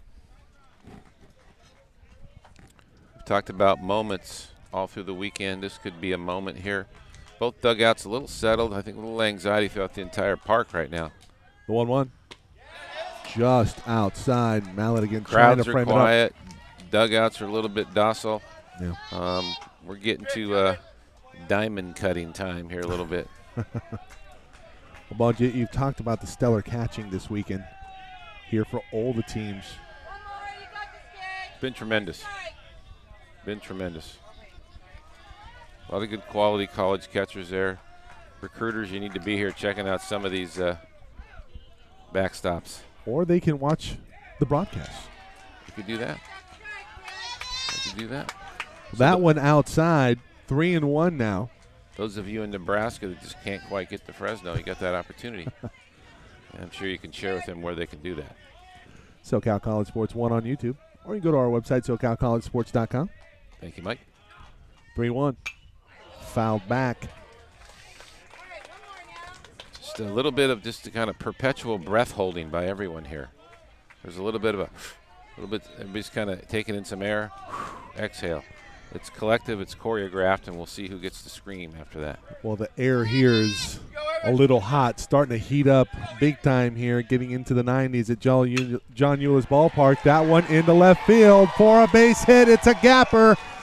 Extra bases for Bosted. Breaks the 3-3 tie. 4-3. Grossmont now on top of Santa Rosa. Robert Bosted doing exactly what he needs to do against the type of pitcher of Evan Hill. We got a left-left matchup. 2 strikes, lets that ball get deep, stays with his bat path, doesn't try and do too much of the pitch, drives a gapper. And I guess the gap is open on Mondays. Sale day. Open on holidays, yeah, I'm sure. Yeah, thank you, Gap. Everybody doing some shopping. Well, let's see if De La Rosa can go BOGO, buy one, get one. He's at the plate right now. He's got Bosted at second. He turns on one, hits it well, but it goes foul. Mr. De La Rosa, he likes to swing. He likes to swing, which is what you like to see out of a young man, being aggressive. Well, he had a triple on day 1. Scored on a throwing error. Tied it up versus Aloni.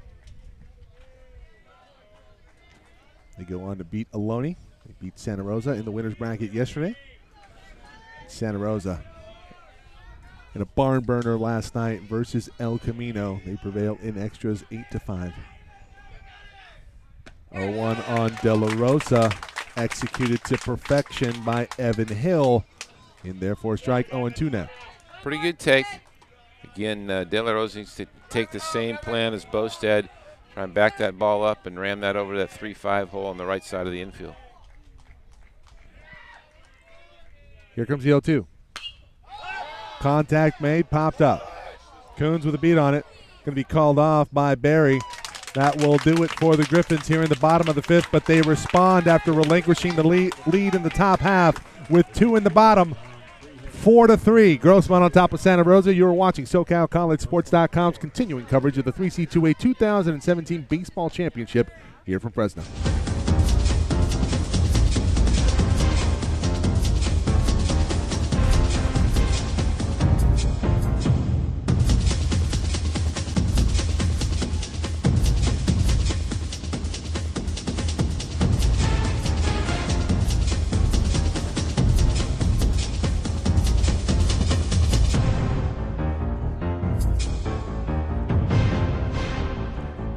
A reminder that today's game is brought to you by the 3C2A. The California Community College Athletic Association sponsors 24 championships for more than 27,000 student athletes attending 108 colleges throughout the state.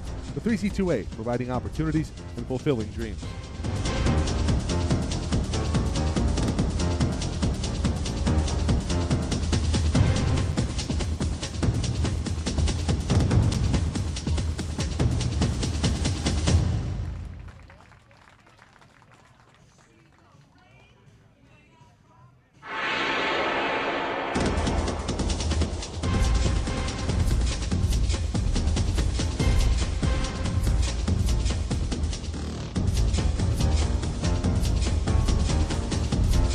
Spread the word, everybody. You can watch this broadcast live on our website, www.socalcollegesports.com. You have an Apple TV, you got an Xbox One, you have a set-top box with the YouTube app.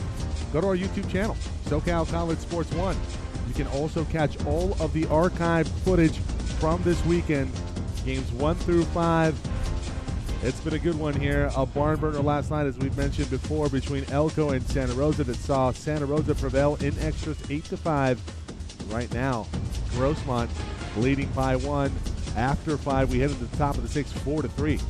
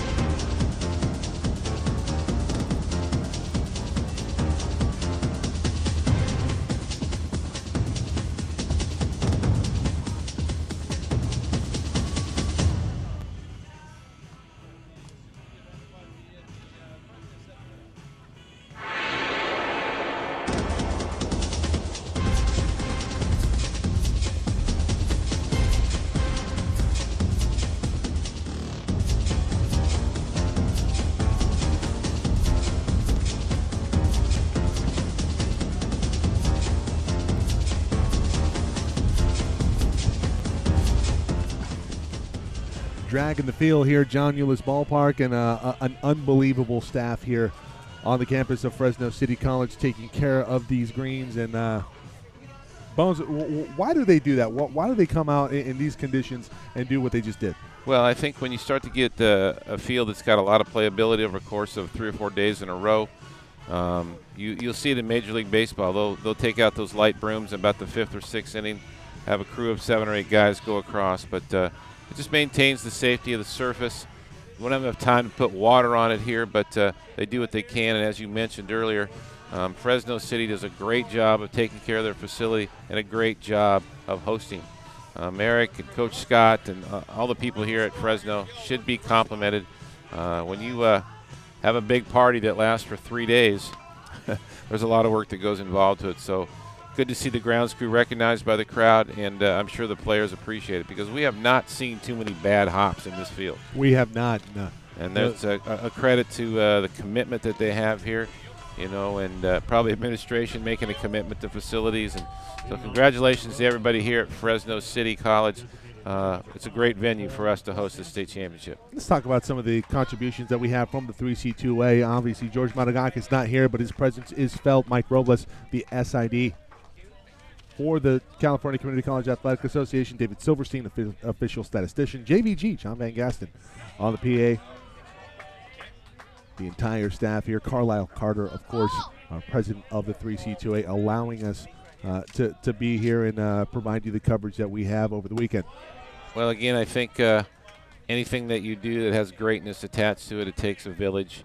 And so we're all in different teepees here and doing the best we can to make it a great situation for our student athletes.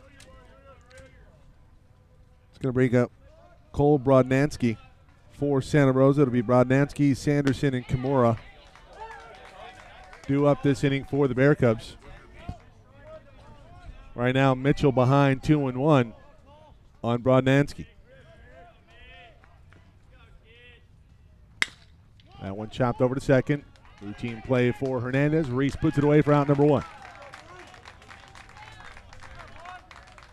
As we recognize contributors, the California Community College Baseball Coaches Association. Paul Moore, Jerry White, Pat Doyle, his staff, all the coaches that are volunteering here in the T-shirt booth and the hot dog booth at the meetings to prepare this event. So again, it's a lot of spokes in this wheel to make it run aerodynamically sound.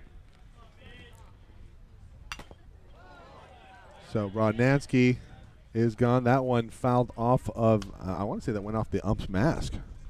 Yeah, he's got a little readjustment going in, but Bobby's a tough guy, and he's been there before. That's not the first time that mask has required readjustment.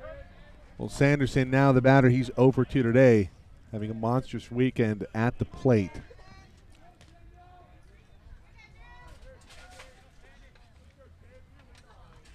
Comes the 0-1.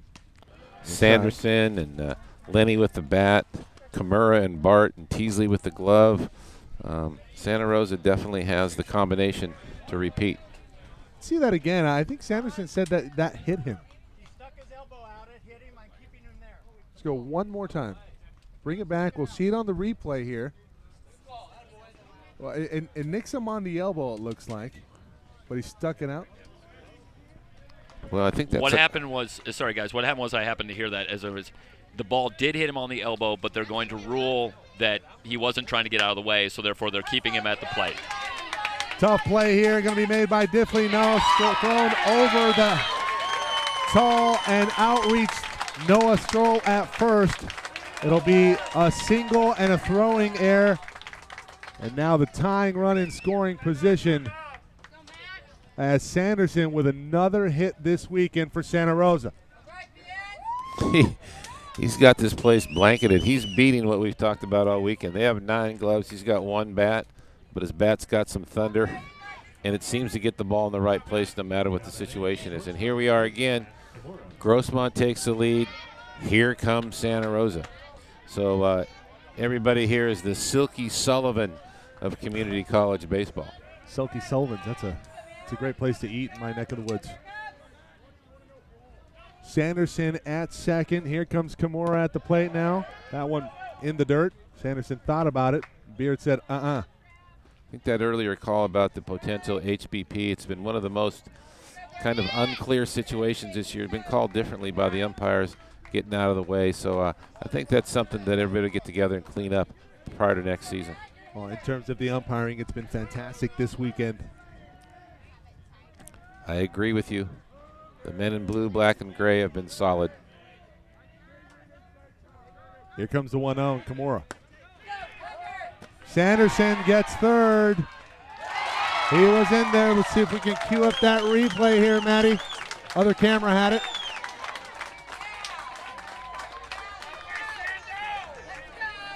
Bring back the slider. Let's see if we can cue that up.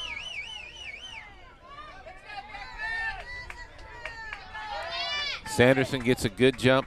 We talked about this yesterday about varying looks, and it looked like Andrew Mitchell set a little bit of a pattern.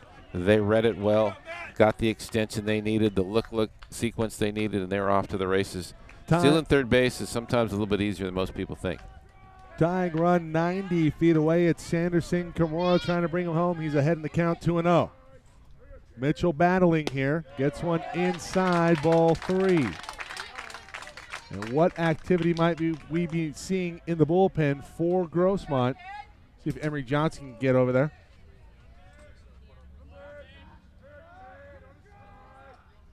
(3-0) inside. Strike one. Emery has the ability to get anywhere, so I think he's going to pull that off for you. Does a great job with that mobile camera. Big, tall, long drink of water, can kind of climb mountains and get into valleys as well. And the word is nobody up in the pen right now for Grossmont. 3-1. High ball for first and third, one out. Silver lining, I guess, is double play ball now in effect. We're looking for that best friend. The right fielder, number 4, Jeff Bart. Jeff Bart now the batter. And might we see Dylan Gargis or Jeremiah Barr? You got a right-hander coming, I think.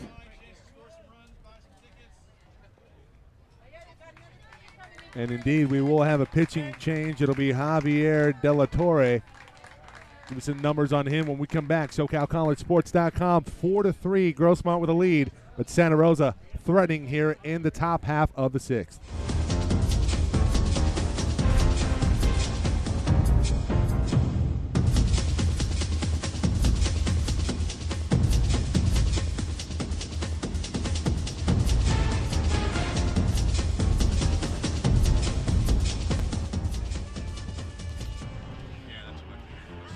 Fans, a reminder that today's game is brought to you by the 3C2A. The California Community College Athletic Association sponsors 24 championships for more than 27,000 student athletes attending 108 colleges throughout the state.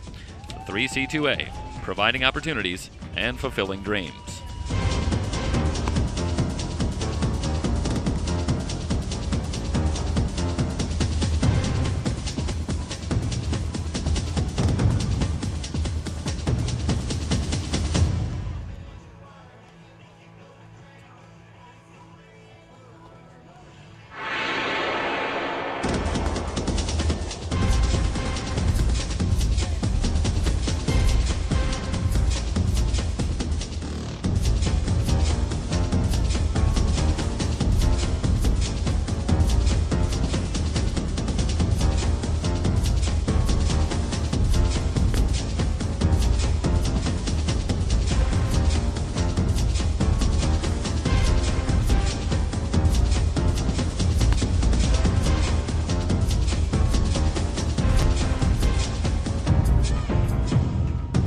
Come back.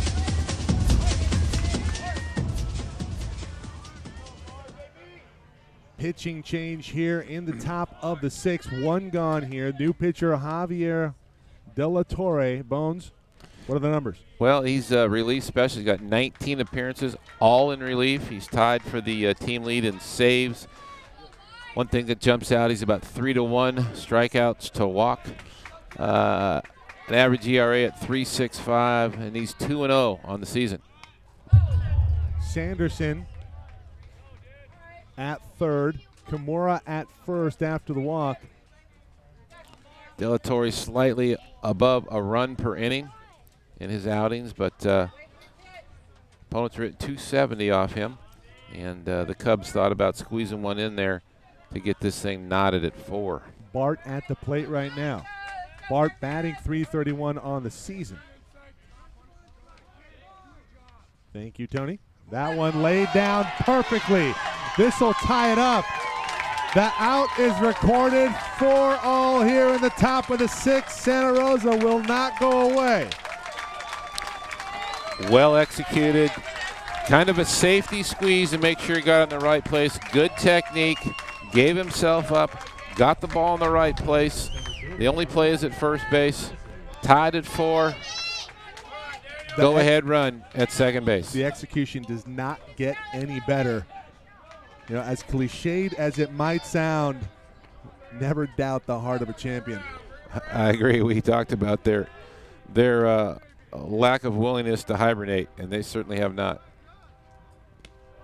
That's going to bring up Teasley, and that one nearly gets away from Beard, and Kimura thought about leaving second and going for third, and Beard a great job recovering to that ball. I've always valued as a coach the ability to lay down a bunt, and it always seems in a big situation, if we can get that done or not get that done, that changes the outcome just a little bit. Della Torre looks in on Teasley. Teasley with a check swing, check throw over to second. Kimura is back safely. Beard constantly active, leading his club, trying to get an out, help his club get out of this inning.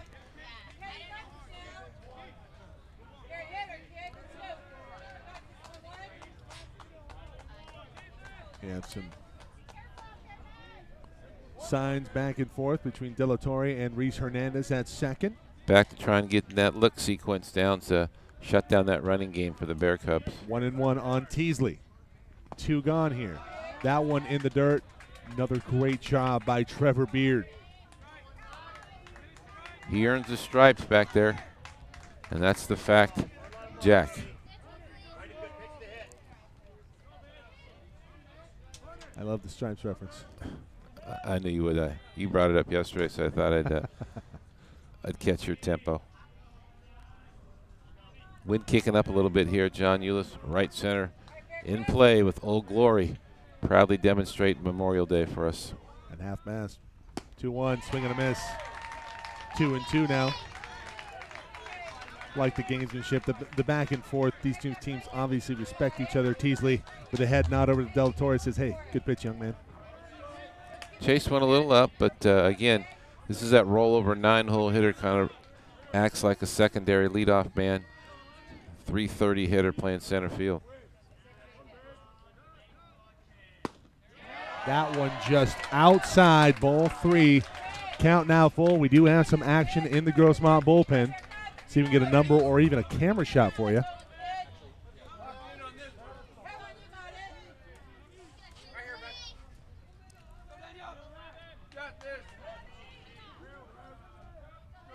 Three, two outs, top of the 6th. Santa Rosa has tied it up at 4-all.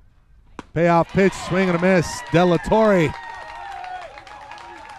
gets the K, and we head to the bottom half of the 6th. Got a battle here.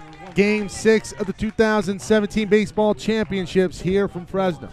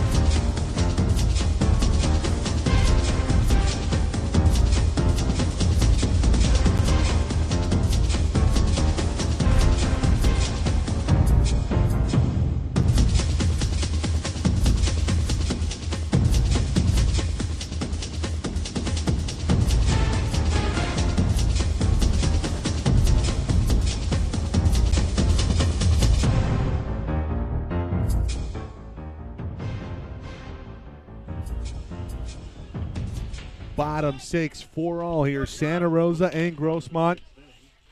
It's win or go home if you're Santa Rosa. Grossmont 1 win away from a title here in 2017. Happy you've joined us, everybody. Tony Barbone, Jeff Stoynoff, Mike Cepeda with you here on today's broadcast here on SoCalCollegeSports.com. Due up this inning for the Griffins, it'll be Diffley, Van Til, and Maldonado, who went deep earlier.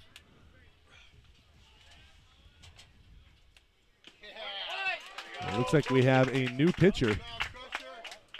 This is Lenny.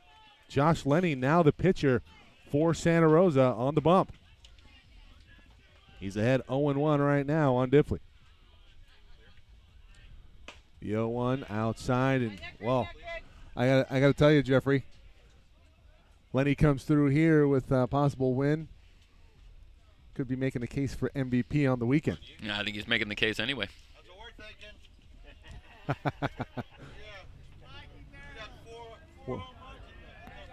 We have agreement from the crowd here. The Santa Rosa faithful. 1-1 on Michael Diffley. Off speed, just missing outside.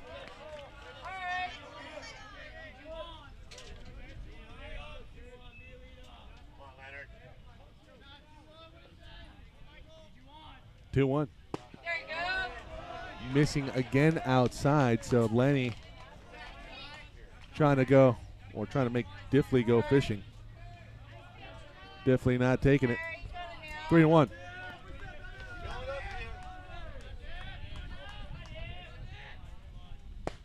That one in there for a strike, count out full. Santa Rosa struck first blood in the top of the third with 2 runs. Grossmont responded with one in the bottom half of the third and then another to tie things up in the bottom of the fourth. Santa Rosa takes a lead in the top of the fifth. Back and forth we go, 2 in the bottom of the fifth for Grossmont as Diffley lifts this one in the right. Out is recorded. First one here in the top or in the bottom of the sixth by Jeff Bart. The right fielder, number 11, Cabot Van Til. And then Santa Rosa responds the top half of this inning with one to tie it up at 4-all.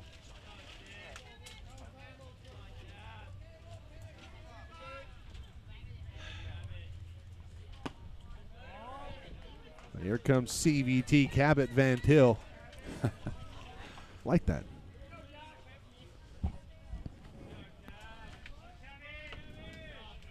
Van Til ahead 1-0.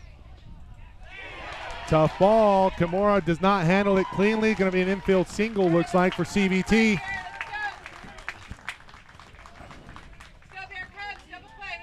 Tough ball there, Tony. Good play by Matt that he centered that up, kept it in front of him, gave him a chance to record the out just between the foot speed of the Grossmont Griffins. And we're in a situation again where Josh Lenny, Mr. Everything, is here for Santa Rosa in a new situation against top-hitting David Maldonado. Maldonado, who went deep earlier. Obviously, need to respect the power. I believe that was his 7th bomb on the year. That was the epitome of a bomb. Oppo way high up on the screen in right center. Indeed, righty on righty battle here. There goes the runner. The hit and run is on. Lenny makes a play. Well, Bones, you talked about how Lenny had brought his glove to the championships. You talk about some cat-like reaction right there. What a play. Excellent play by Josh Lenny. Bobby Williams going to make sure he's okay.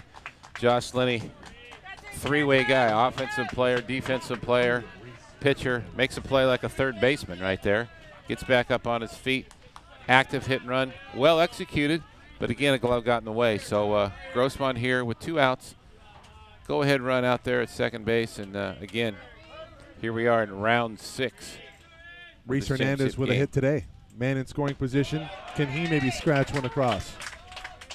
Yeah, this is like a boxing match here. Totally. Just back and forth. Great ebb and flow. I was trying to maybe count the lead changes we've had over the weekend, and maybe our research team can get to that. But are you going to run out of fingers? We might. Chopped over to first. Coons handles it cleanly. Lenny over to first in time. And that will do it for the Griffins here in the bottom of the 6th. We head to the 7th. Tied up 4-all, Santa Rosa and Grossmont here in the baseball final, game 6 on the weekend. Back in a moment.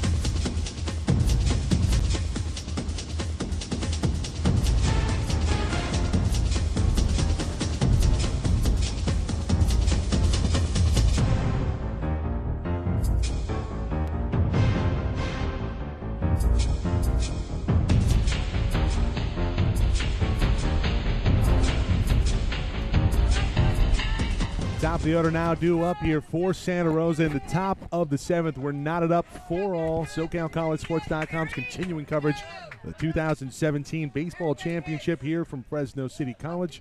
John Eulis Ballpark. Tony Barbone, Mike Cepeda, Jeff Stornoff with you. Blake Berry started off with the ball from De La Torre, 1-0. That one in there for a strike, 1-1. De La Torre comes right back after throwing that first pitch breaking ball. Every pitch so critical now here with 9 outs left in this ball game.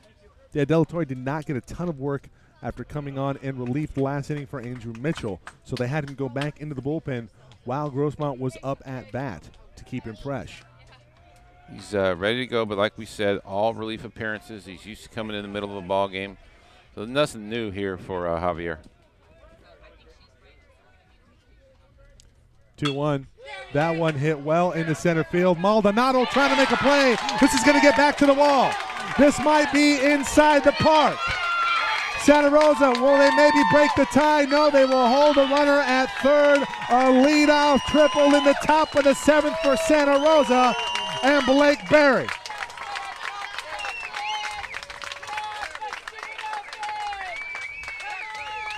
Well, Maldonado trying to make a play on it. Just could not come up with it. Looks like he had a beat on it, felt comfortable enough to leave his feet, just escapes his glove. Even in a difficult moment, our buddy CVT rotating to the baseball, backing up David Maldonado to at least keep that runner at third base. So De La Torre now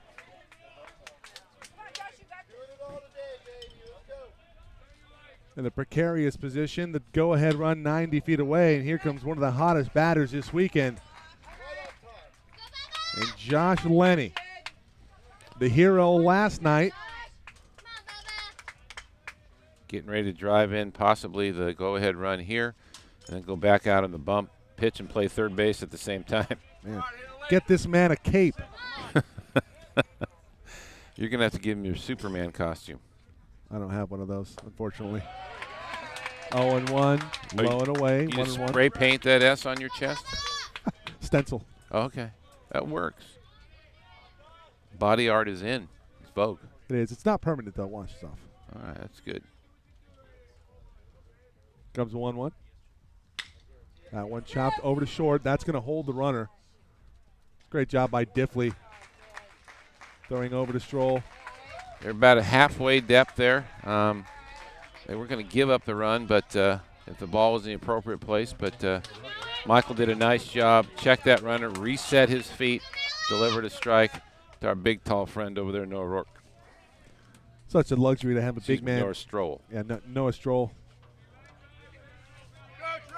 Having that kind of range and the margin for error throwing over there. So here comes Mallett. Mallett sends this one into right. This should score the run. Well, check that. That's a single.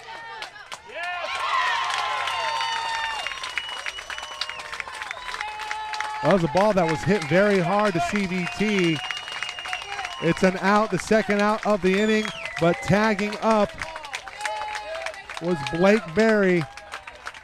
Santa Rosa now leads it 5-4.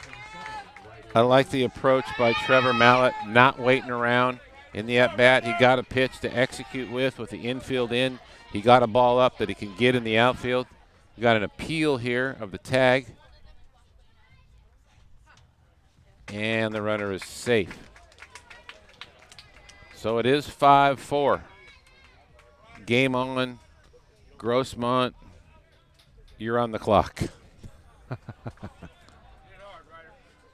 Back and forth we go. Ryder Coons now the batter. Javier De La Torre doing a good job. He's throwing the ball around the plate, forcing the Bear Cubs to swing the bat.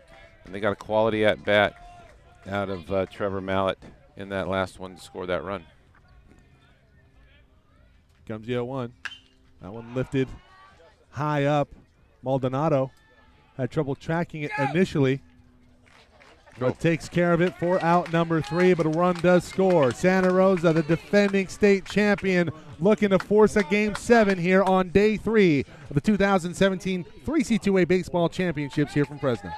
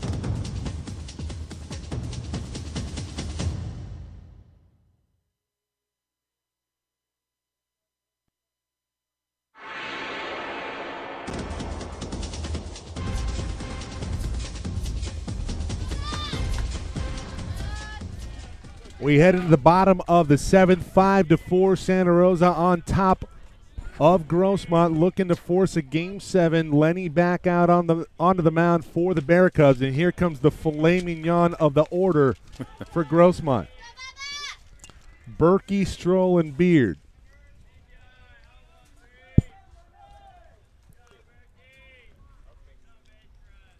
One-0 in there, strike one. Good discipline by Justin. He's been chasing that ball up a little bit throughout the weekend.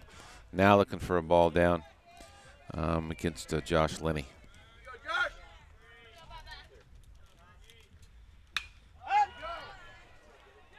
That one going to be a tough ball to get to. Will it stay fair? No, it will go foul. It's a valiant effort made by Jeff Bart trying to get to that ball, record the out. Jeff Bart is not afraid to get dirty. He's laid out a few times through the course of the weekend. Just quite couldn't get to that one. Valiant effort, however. We do have a substitution at third base that we did not get to last inning after Lenny came in relief. Juan Lopez Rios now at third for the Bear Cubs.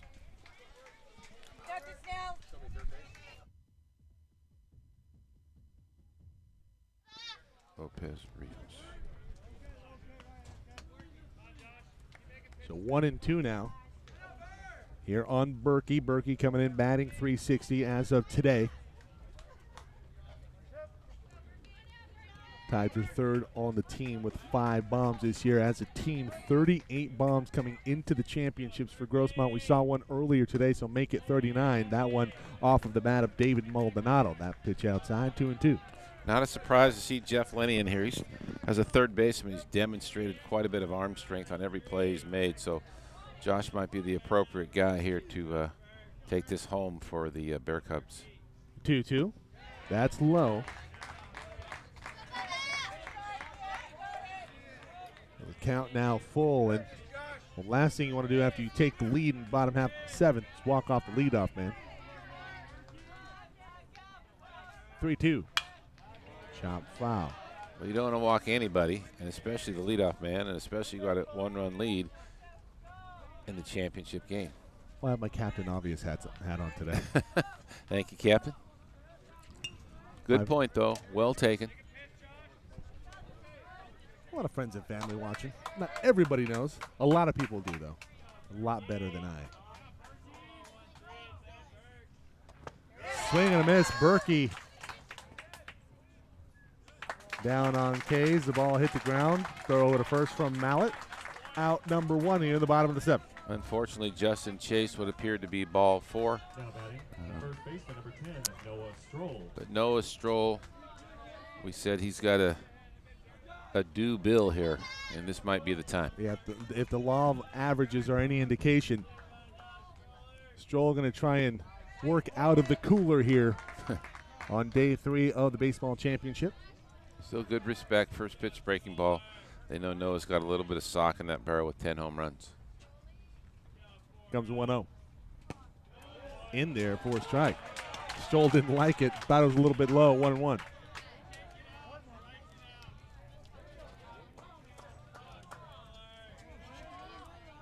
Five to 4, bottom of the 7th. Santa Rosa, the defending state champions. What a play made at second by Blake Berry. Well, how about Berry last inning, a leadoff triple, and then scores the go-ahead run, and then makes an unbelievable play here. We'll watch the replay. A hot shot off of the barrel of Noah Stroll, and Berry says, not on my watch. Da-da-dun, da-da-dun. And we might see that on SportsCenter later on. Blake Berry playing like Rick Barry on that play.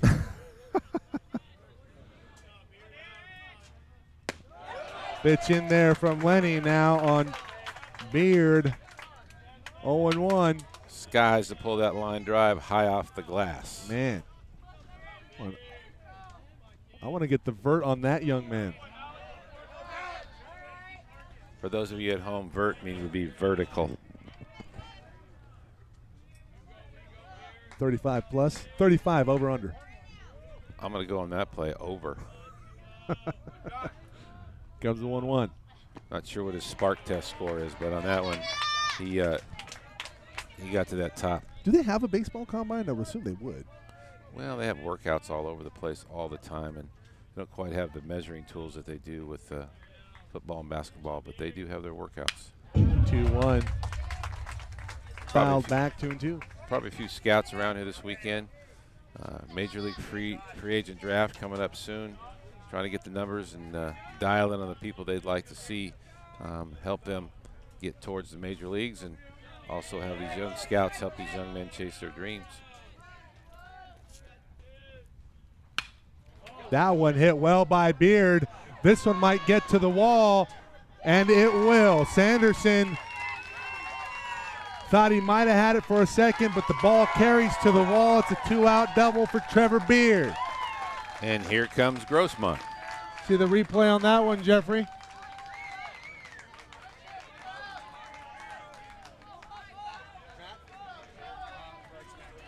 Now batting for the Griffins, the designated hitter, number 7, Robert Bosted. Ball deep to the alley by the ever-present Trevor Beard. Here comes Bosted. Robert, big part of the lineup earlier in the year. He's been nursing a hamstring injury. First time we've seen him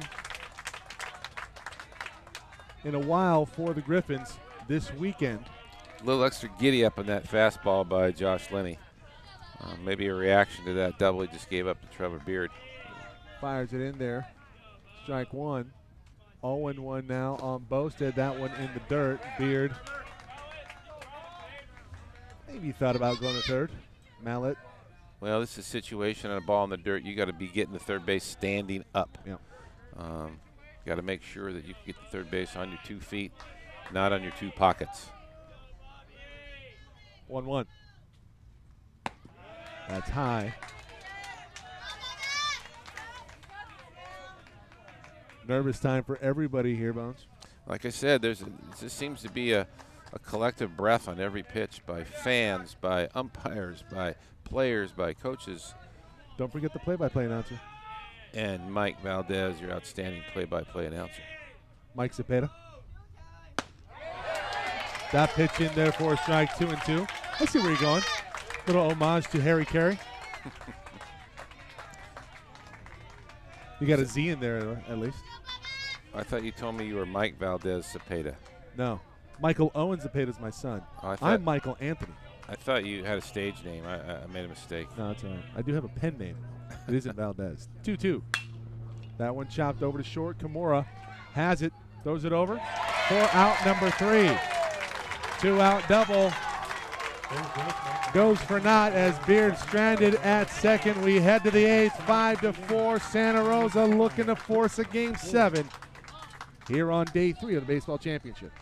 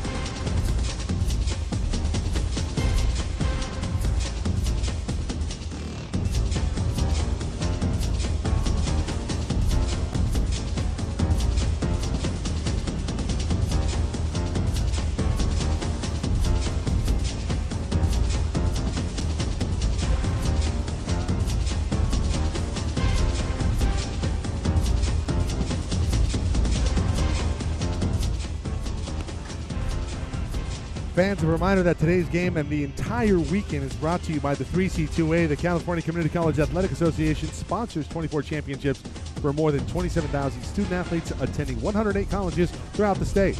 The 3C2A, providing opportunities and fulfilling dreams. Juan Lopez Rios, now your batter. Coming on, I believe, for Bondansky, and he's hits it hard, but right to Reese Hernandez. Juan Lopez Rios coming off the bench with the pitching change. Good stroke. Aggressive. See the replay there. Ball hit hard, but right to Reese. Busy man this weekend. So one gone here in the top of the 8th. Here comes Ben Sanderson, arguably the hottest stick of the weekend. Yep, he's got his bat repainted, got some flames on it now. Ahead 1-0, make it 1-1. Over there with one of our community college sponsors, Victory Athletic. What a great plug. Ronnie Mouses, he can get a flame on your barrel for you. Send it over to the Victory Athletic. Thank you for your support. 1-1 in the dirt. Sanderson fooled on it, 1-2. Again, Sanderson, great balance, great approach. I don't think he panics in any at-bat. I like him working back up the middle the other way here with 2 strikes. The 1-2. Fouled back.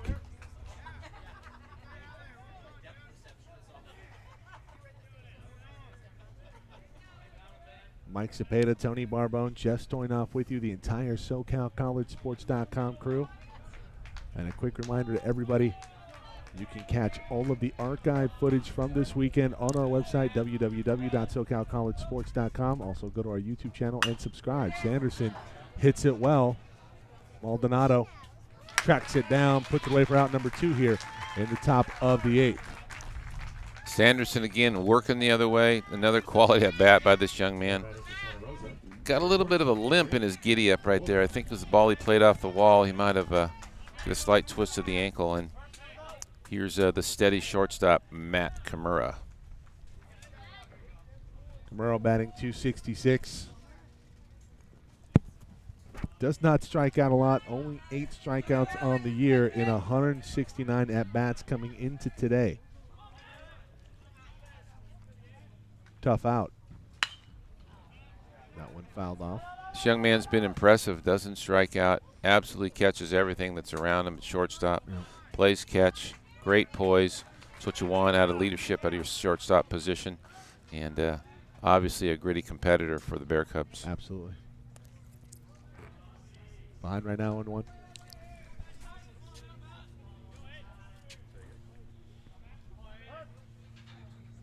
2 gone here. Top of the 8th, 5-4 Santa Rosa. Looking for some insurance. Kimura going to try and provide it. 2-out single. No play at first. Good effort, though, from CVT. Cabot Van Til in right. Trying to make a play. Now batting, the right fielder, number 4, Jeff Carter. Good approach by Matt Kimura. That's what he does. He plays the game, and we coaches like to see that. A guy like Matt Kimura just plays baseball every day he's out there. There comes Jeff Bart.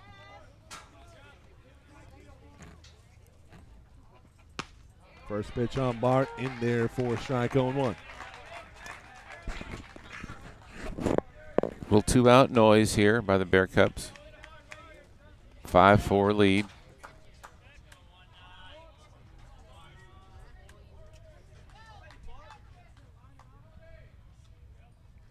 The 0-1. Lifted into left. De La Rosa working for it. It's foul. Bart sent it a mile. De La Rosa looking to track it down. Got there in a hurry, could not make a play on it. Strike 2. A long strike. De La Torre will take it. Oh, absolutely. 360-foot strikes are just as good as the ones that happen at the dish. They just have a little more charm. Little window dressing. Yeah. Substance versus style. We need substance here.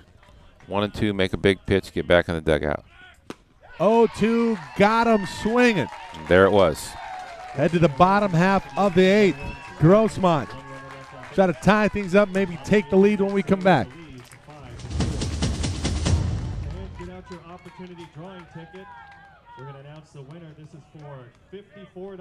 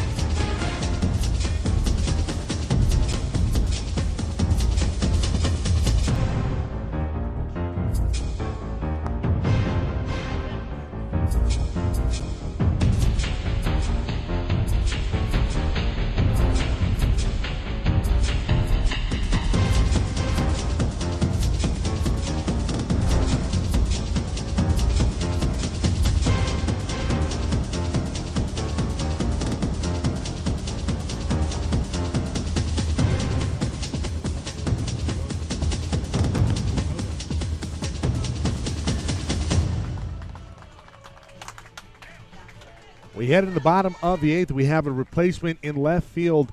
That's a great eye by you, Bones. Tony Barbone, you mentioned that Ben Sanderson, after that last at-bat, came off a little gimpy, and he's now been replaced in left field. Matt Yokota. Well, I think I noticed it when he went back against the wall on that Trevor Beard double. Got it kind of his foot stuck in the warning track, came off a little bit gimpy, and showed that a little bit going back to the dugout, and Coach Domlinger's made the defensive change. What a play by Ryder Coons on a hot shot off of the bat from Jail Sim. So Sim is recorded out. Here comes Diffley. Sim was pinch hitting for Eric De La Rosa. Again, we find a ball squared up, hit well, tough to beat 9 gloves. So Diffley now your batter. Diffley and then CVT. Let's see if the bottom of the order can continue the theme for the weekend. 1 gone here in the bottom of the 8th. Strike 1. 1-1 on Diffley.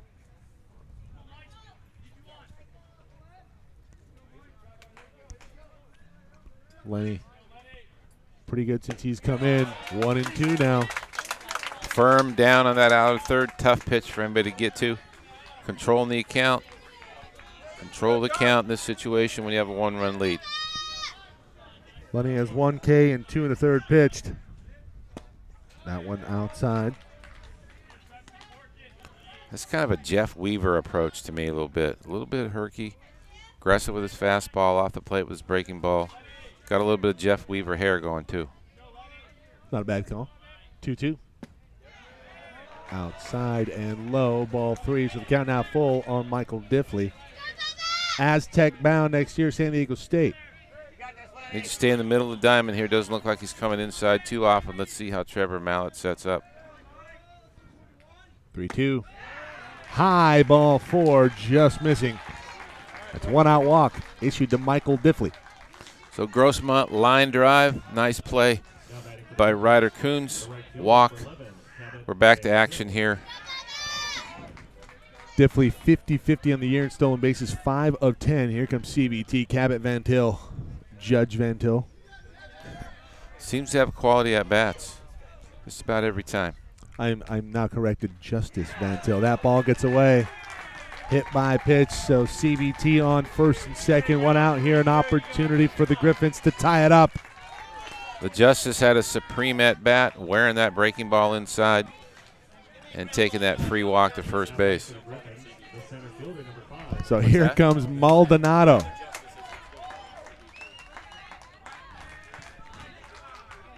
Maldonado went deep earlier in the bottom of the third. Could be right man, right spot. Also trying to pick his team up after that misplayed ball in center field. Ball now, or the wind now blowing out to left center. As Old Glory at half-mast would indicate. Betsy Ross would indeed be proud. And I haven't heard your answer to the trivia question. You guys have been collaborating, been giving you hints, but you've been kind of backing off. Well, we wanted to give the audience a crack at it. Here comes the 0-1 on Maldonado. Big hack, swing and a miss, 0-2. Aggressive hitter, be reminded that his home run deep to right center was off a 2-strike count. So collect yourself, David. Collect yourself here. Give your team quality at bat. Moment. We're at a moment.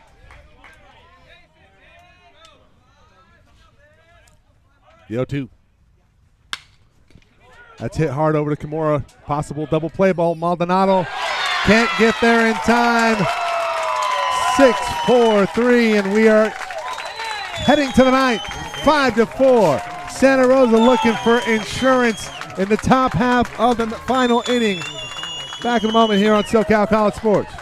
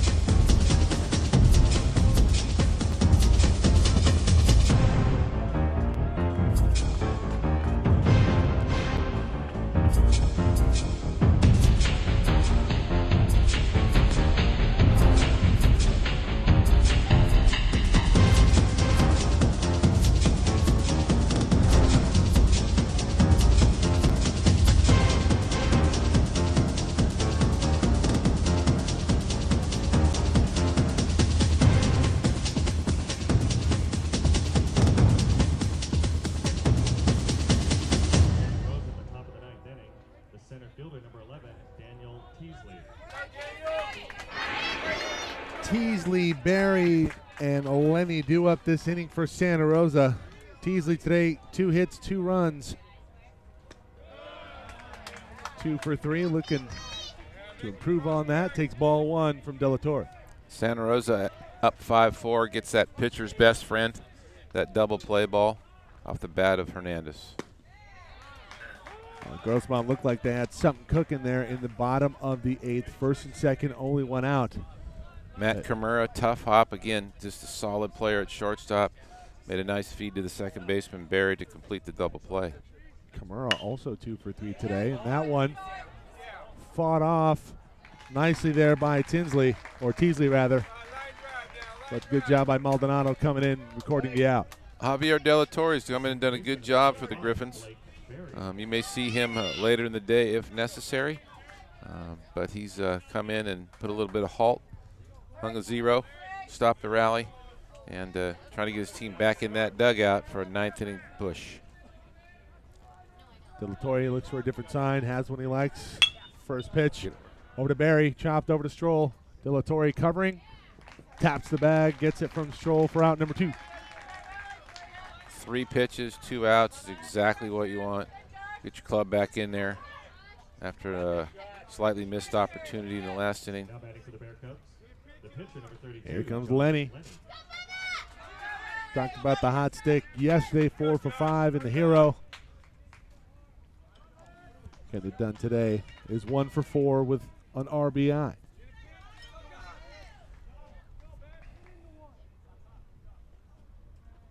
First pitch, swinging, and he singles into left. So Lenny continues the hot hitting, now batting .400 on the day. Now batting the catcher, number 9. Yeah. Trevor Mallett. I think that was a little bit of a slider, but it was up. But he swings.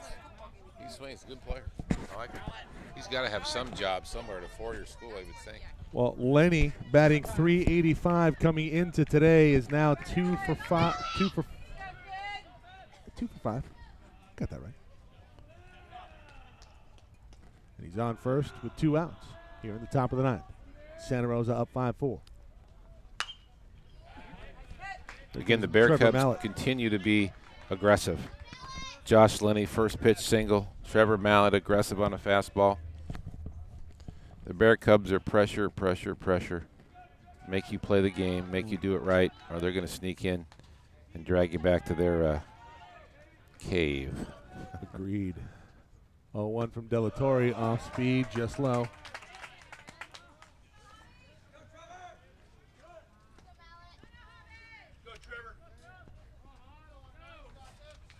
Mallett has a hit today and an RBI. 1-1, hit well into left, looking for the gap. Maldonado has the ball die right into his glove. We head to the bottom of the 9th. Grossmont trailing 5-4. Might we see some late inning heroics from the Griffins?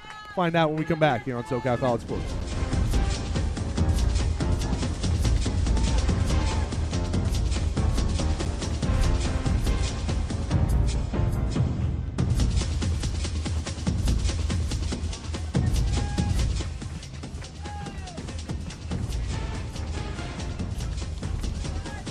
Fans, the 3C2A is proud to help bring you today's broadcast.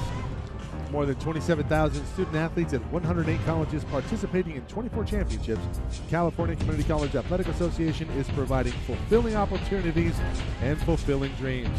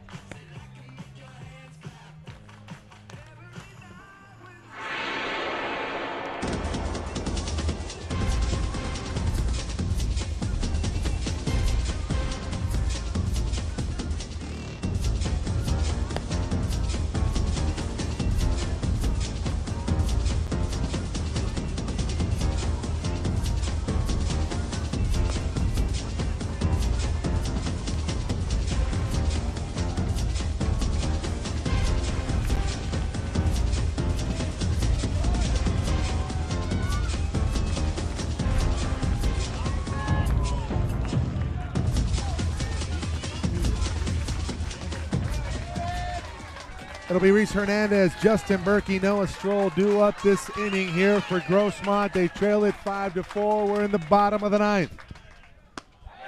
Santa Rosa looking to force a game 7. Grossmont looking to walk it off here, or at least tie it up and force extras. In game 6 of the 2017 baseball championship. Mike Cepeda, Tony Barbone, Jeff Stoynoff with you on today's coverage. Trouble. Trouble ball. Matt Yakota. Great range out in left field, and he did not start today. That was Ben Sanderson. That might have been a trouble ball for Sanderson, who came off hobbling earlier in the game. Defensive replacement, do exactly what he's replaced to do. Play defense for his injured buddy, Ben Sanderson. Sanderson came into today batting .818 on the weekend. And might that be a situation you have to monitor here going into game 2 on the day? Well, my guess, if it's a little twist, Mikey, DH. He's got that thing up. He's got some ice on it. Wow. He put some tape on it, put some spit on it. He's going to be in there in game 7, my call. Rub some dirt on it. Get some biofreeze on there for game 2. Game 7 of the weekend. Justin Berkey. Berkey pops it up. Coons with a beat on it. 2 gone. So here comes Noah Stroll.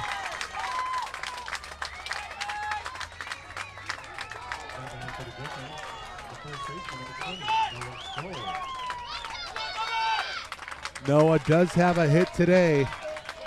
The first of the weekend. It went for an RBI.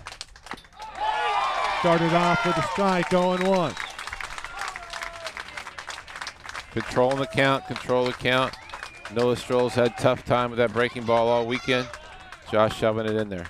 0-1. Chopped over to third. Juan Lopez Rios over to first in time. We head to a game 7 here for the second consecutive year. Santa Rosa, the defending state champions, looking to go back-to-back here in 2017. We're back in 45 minutes, everybody. Your final, 5-4. Thank you for joining us. Back in a moment. We're back in 45 minutes here on SoCal College Sports.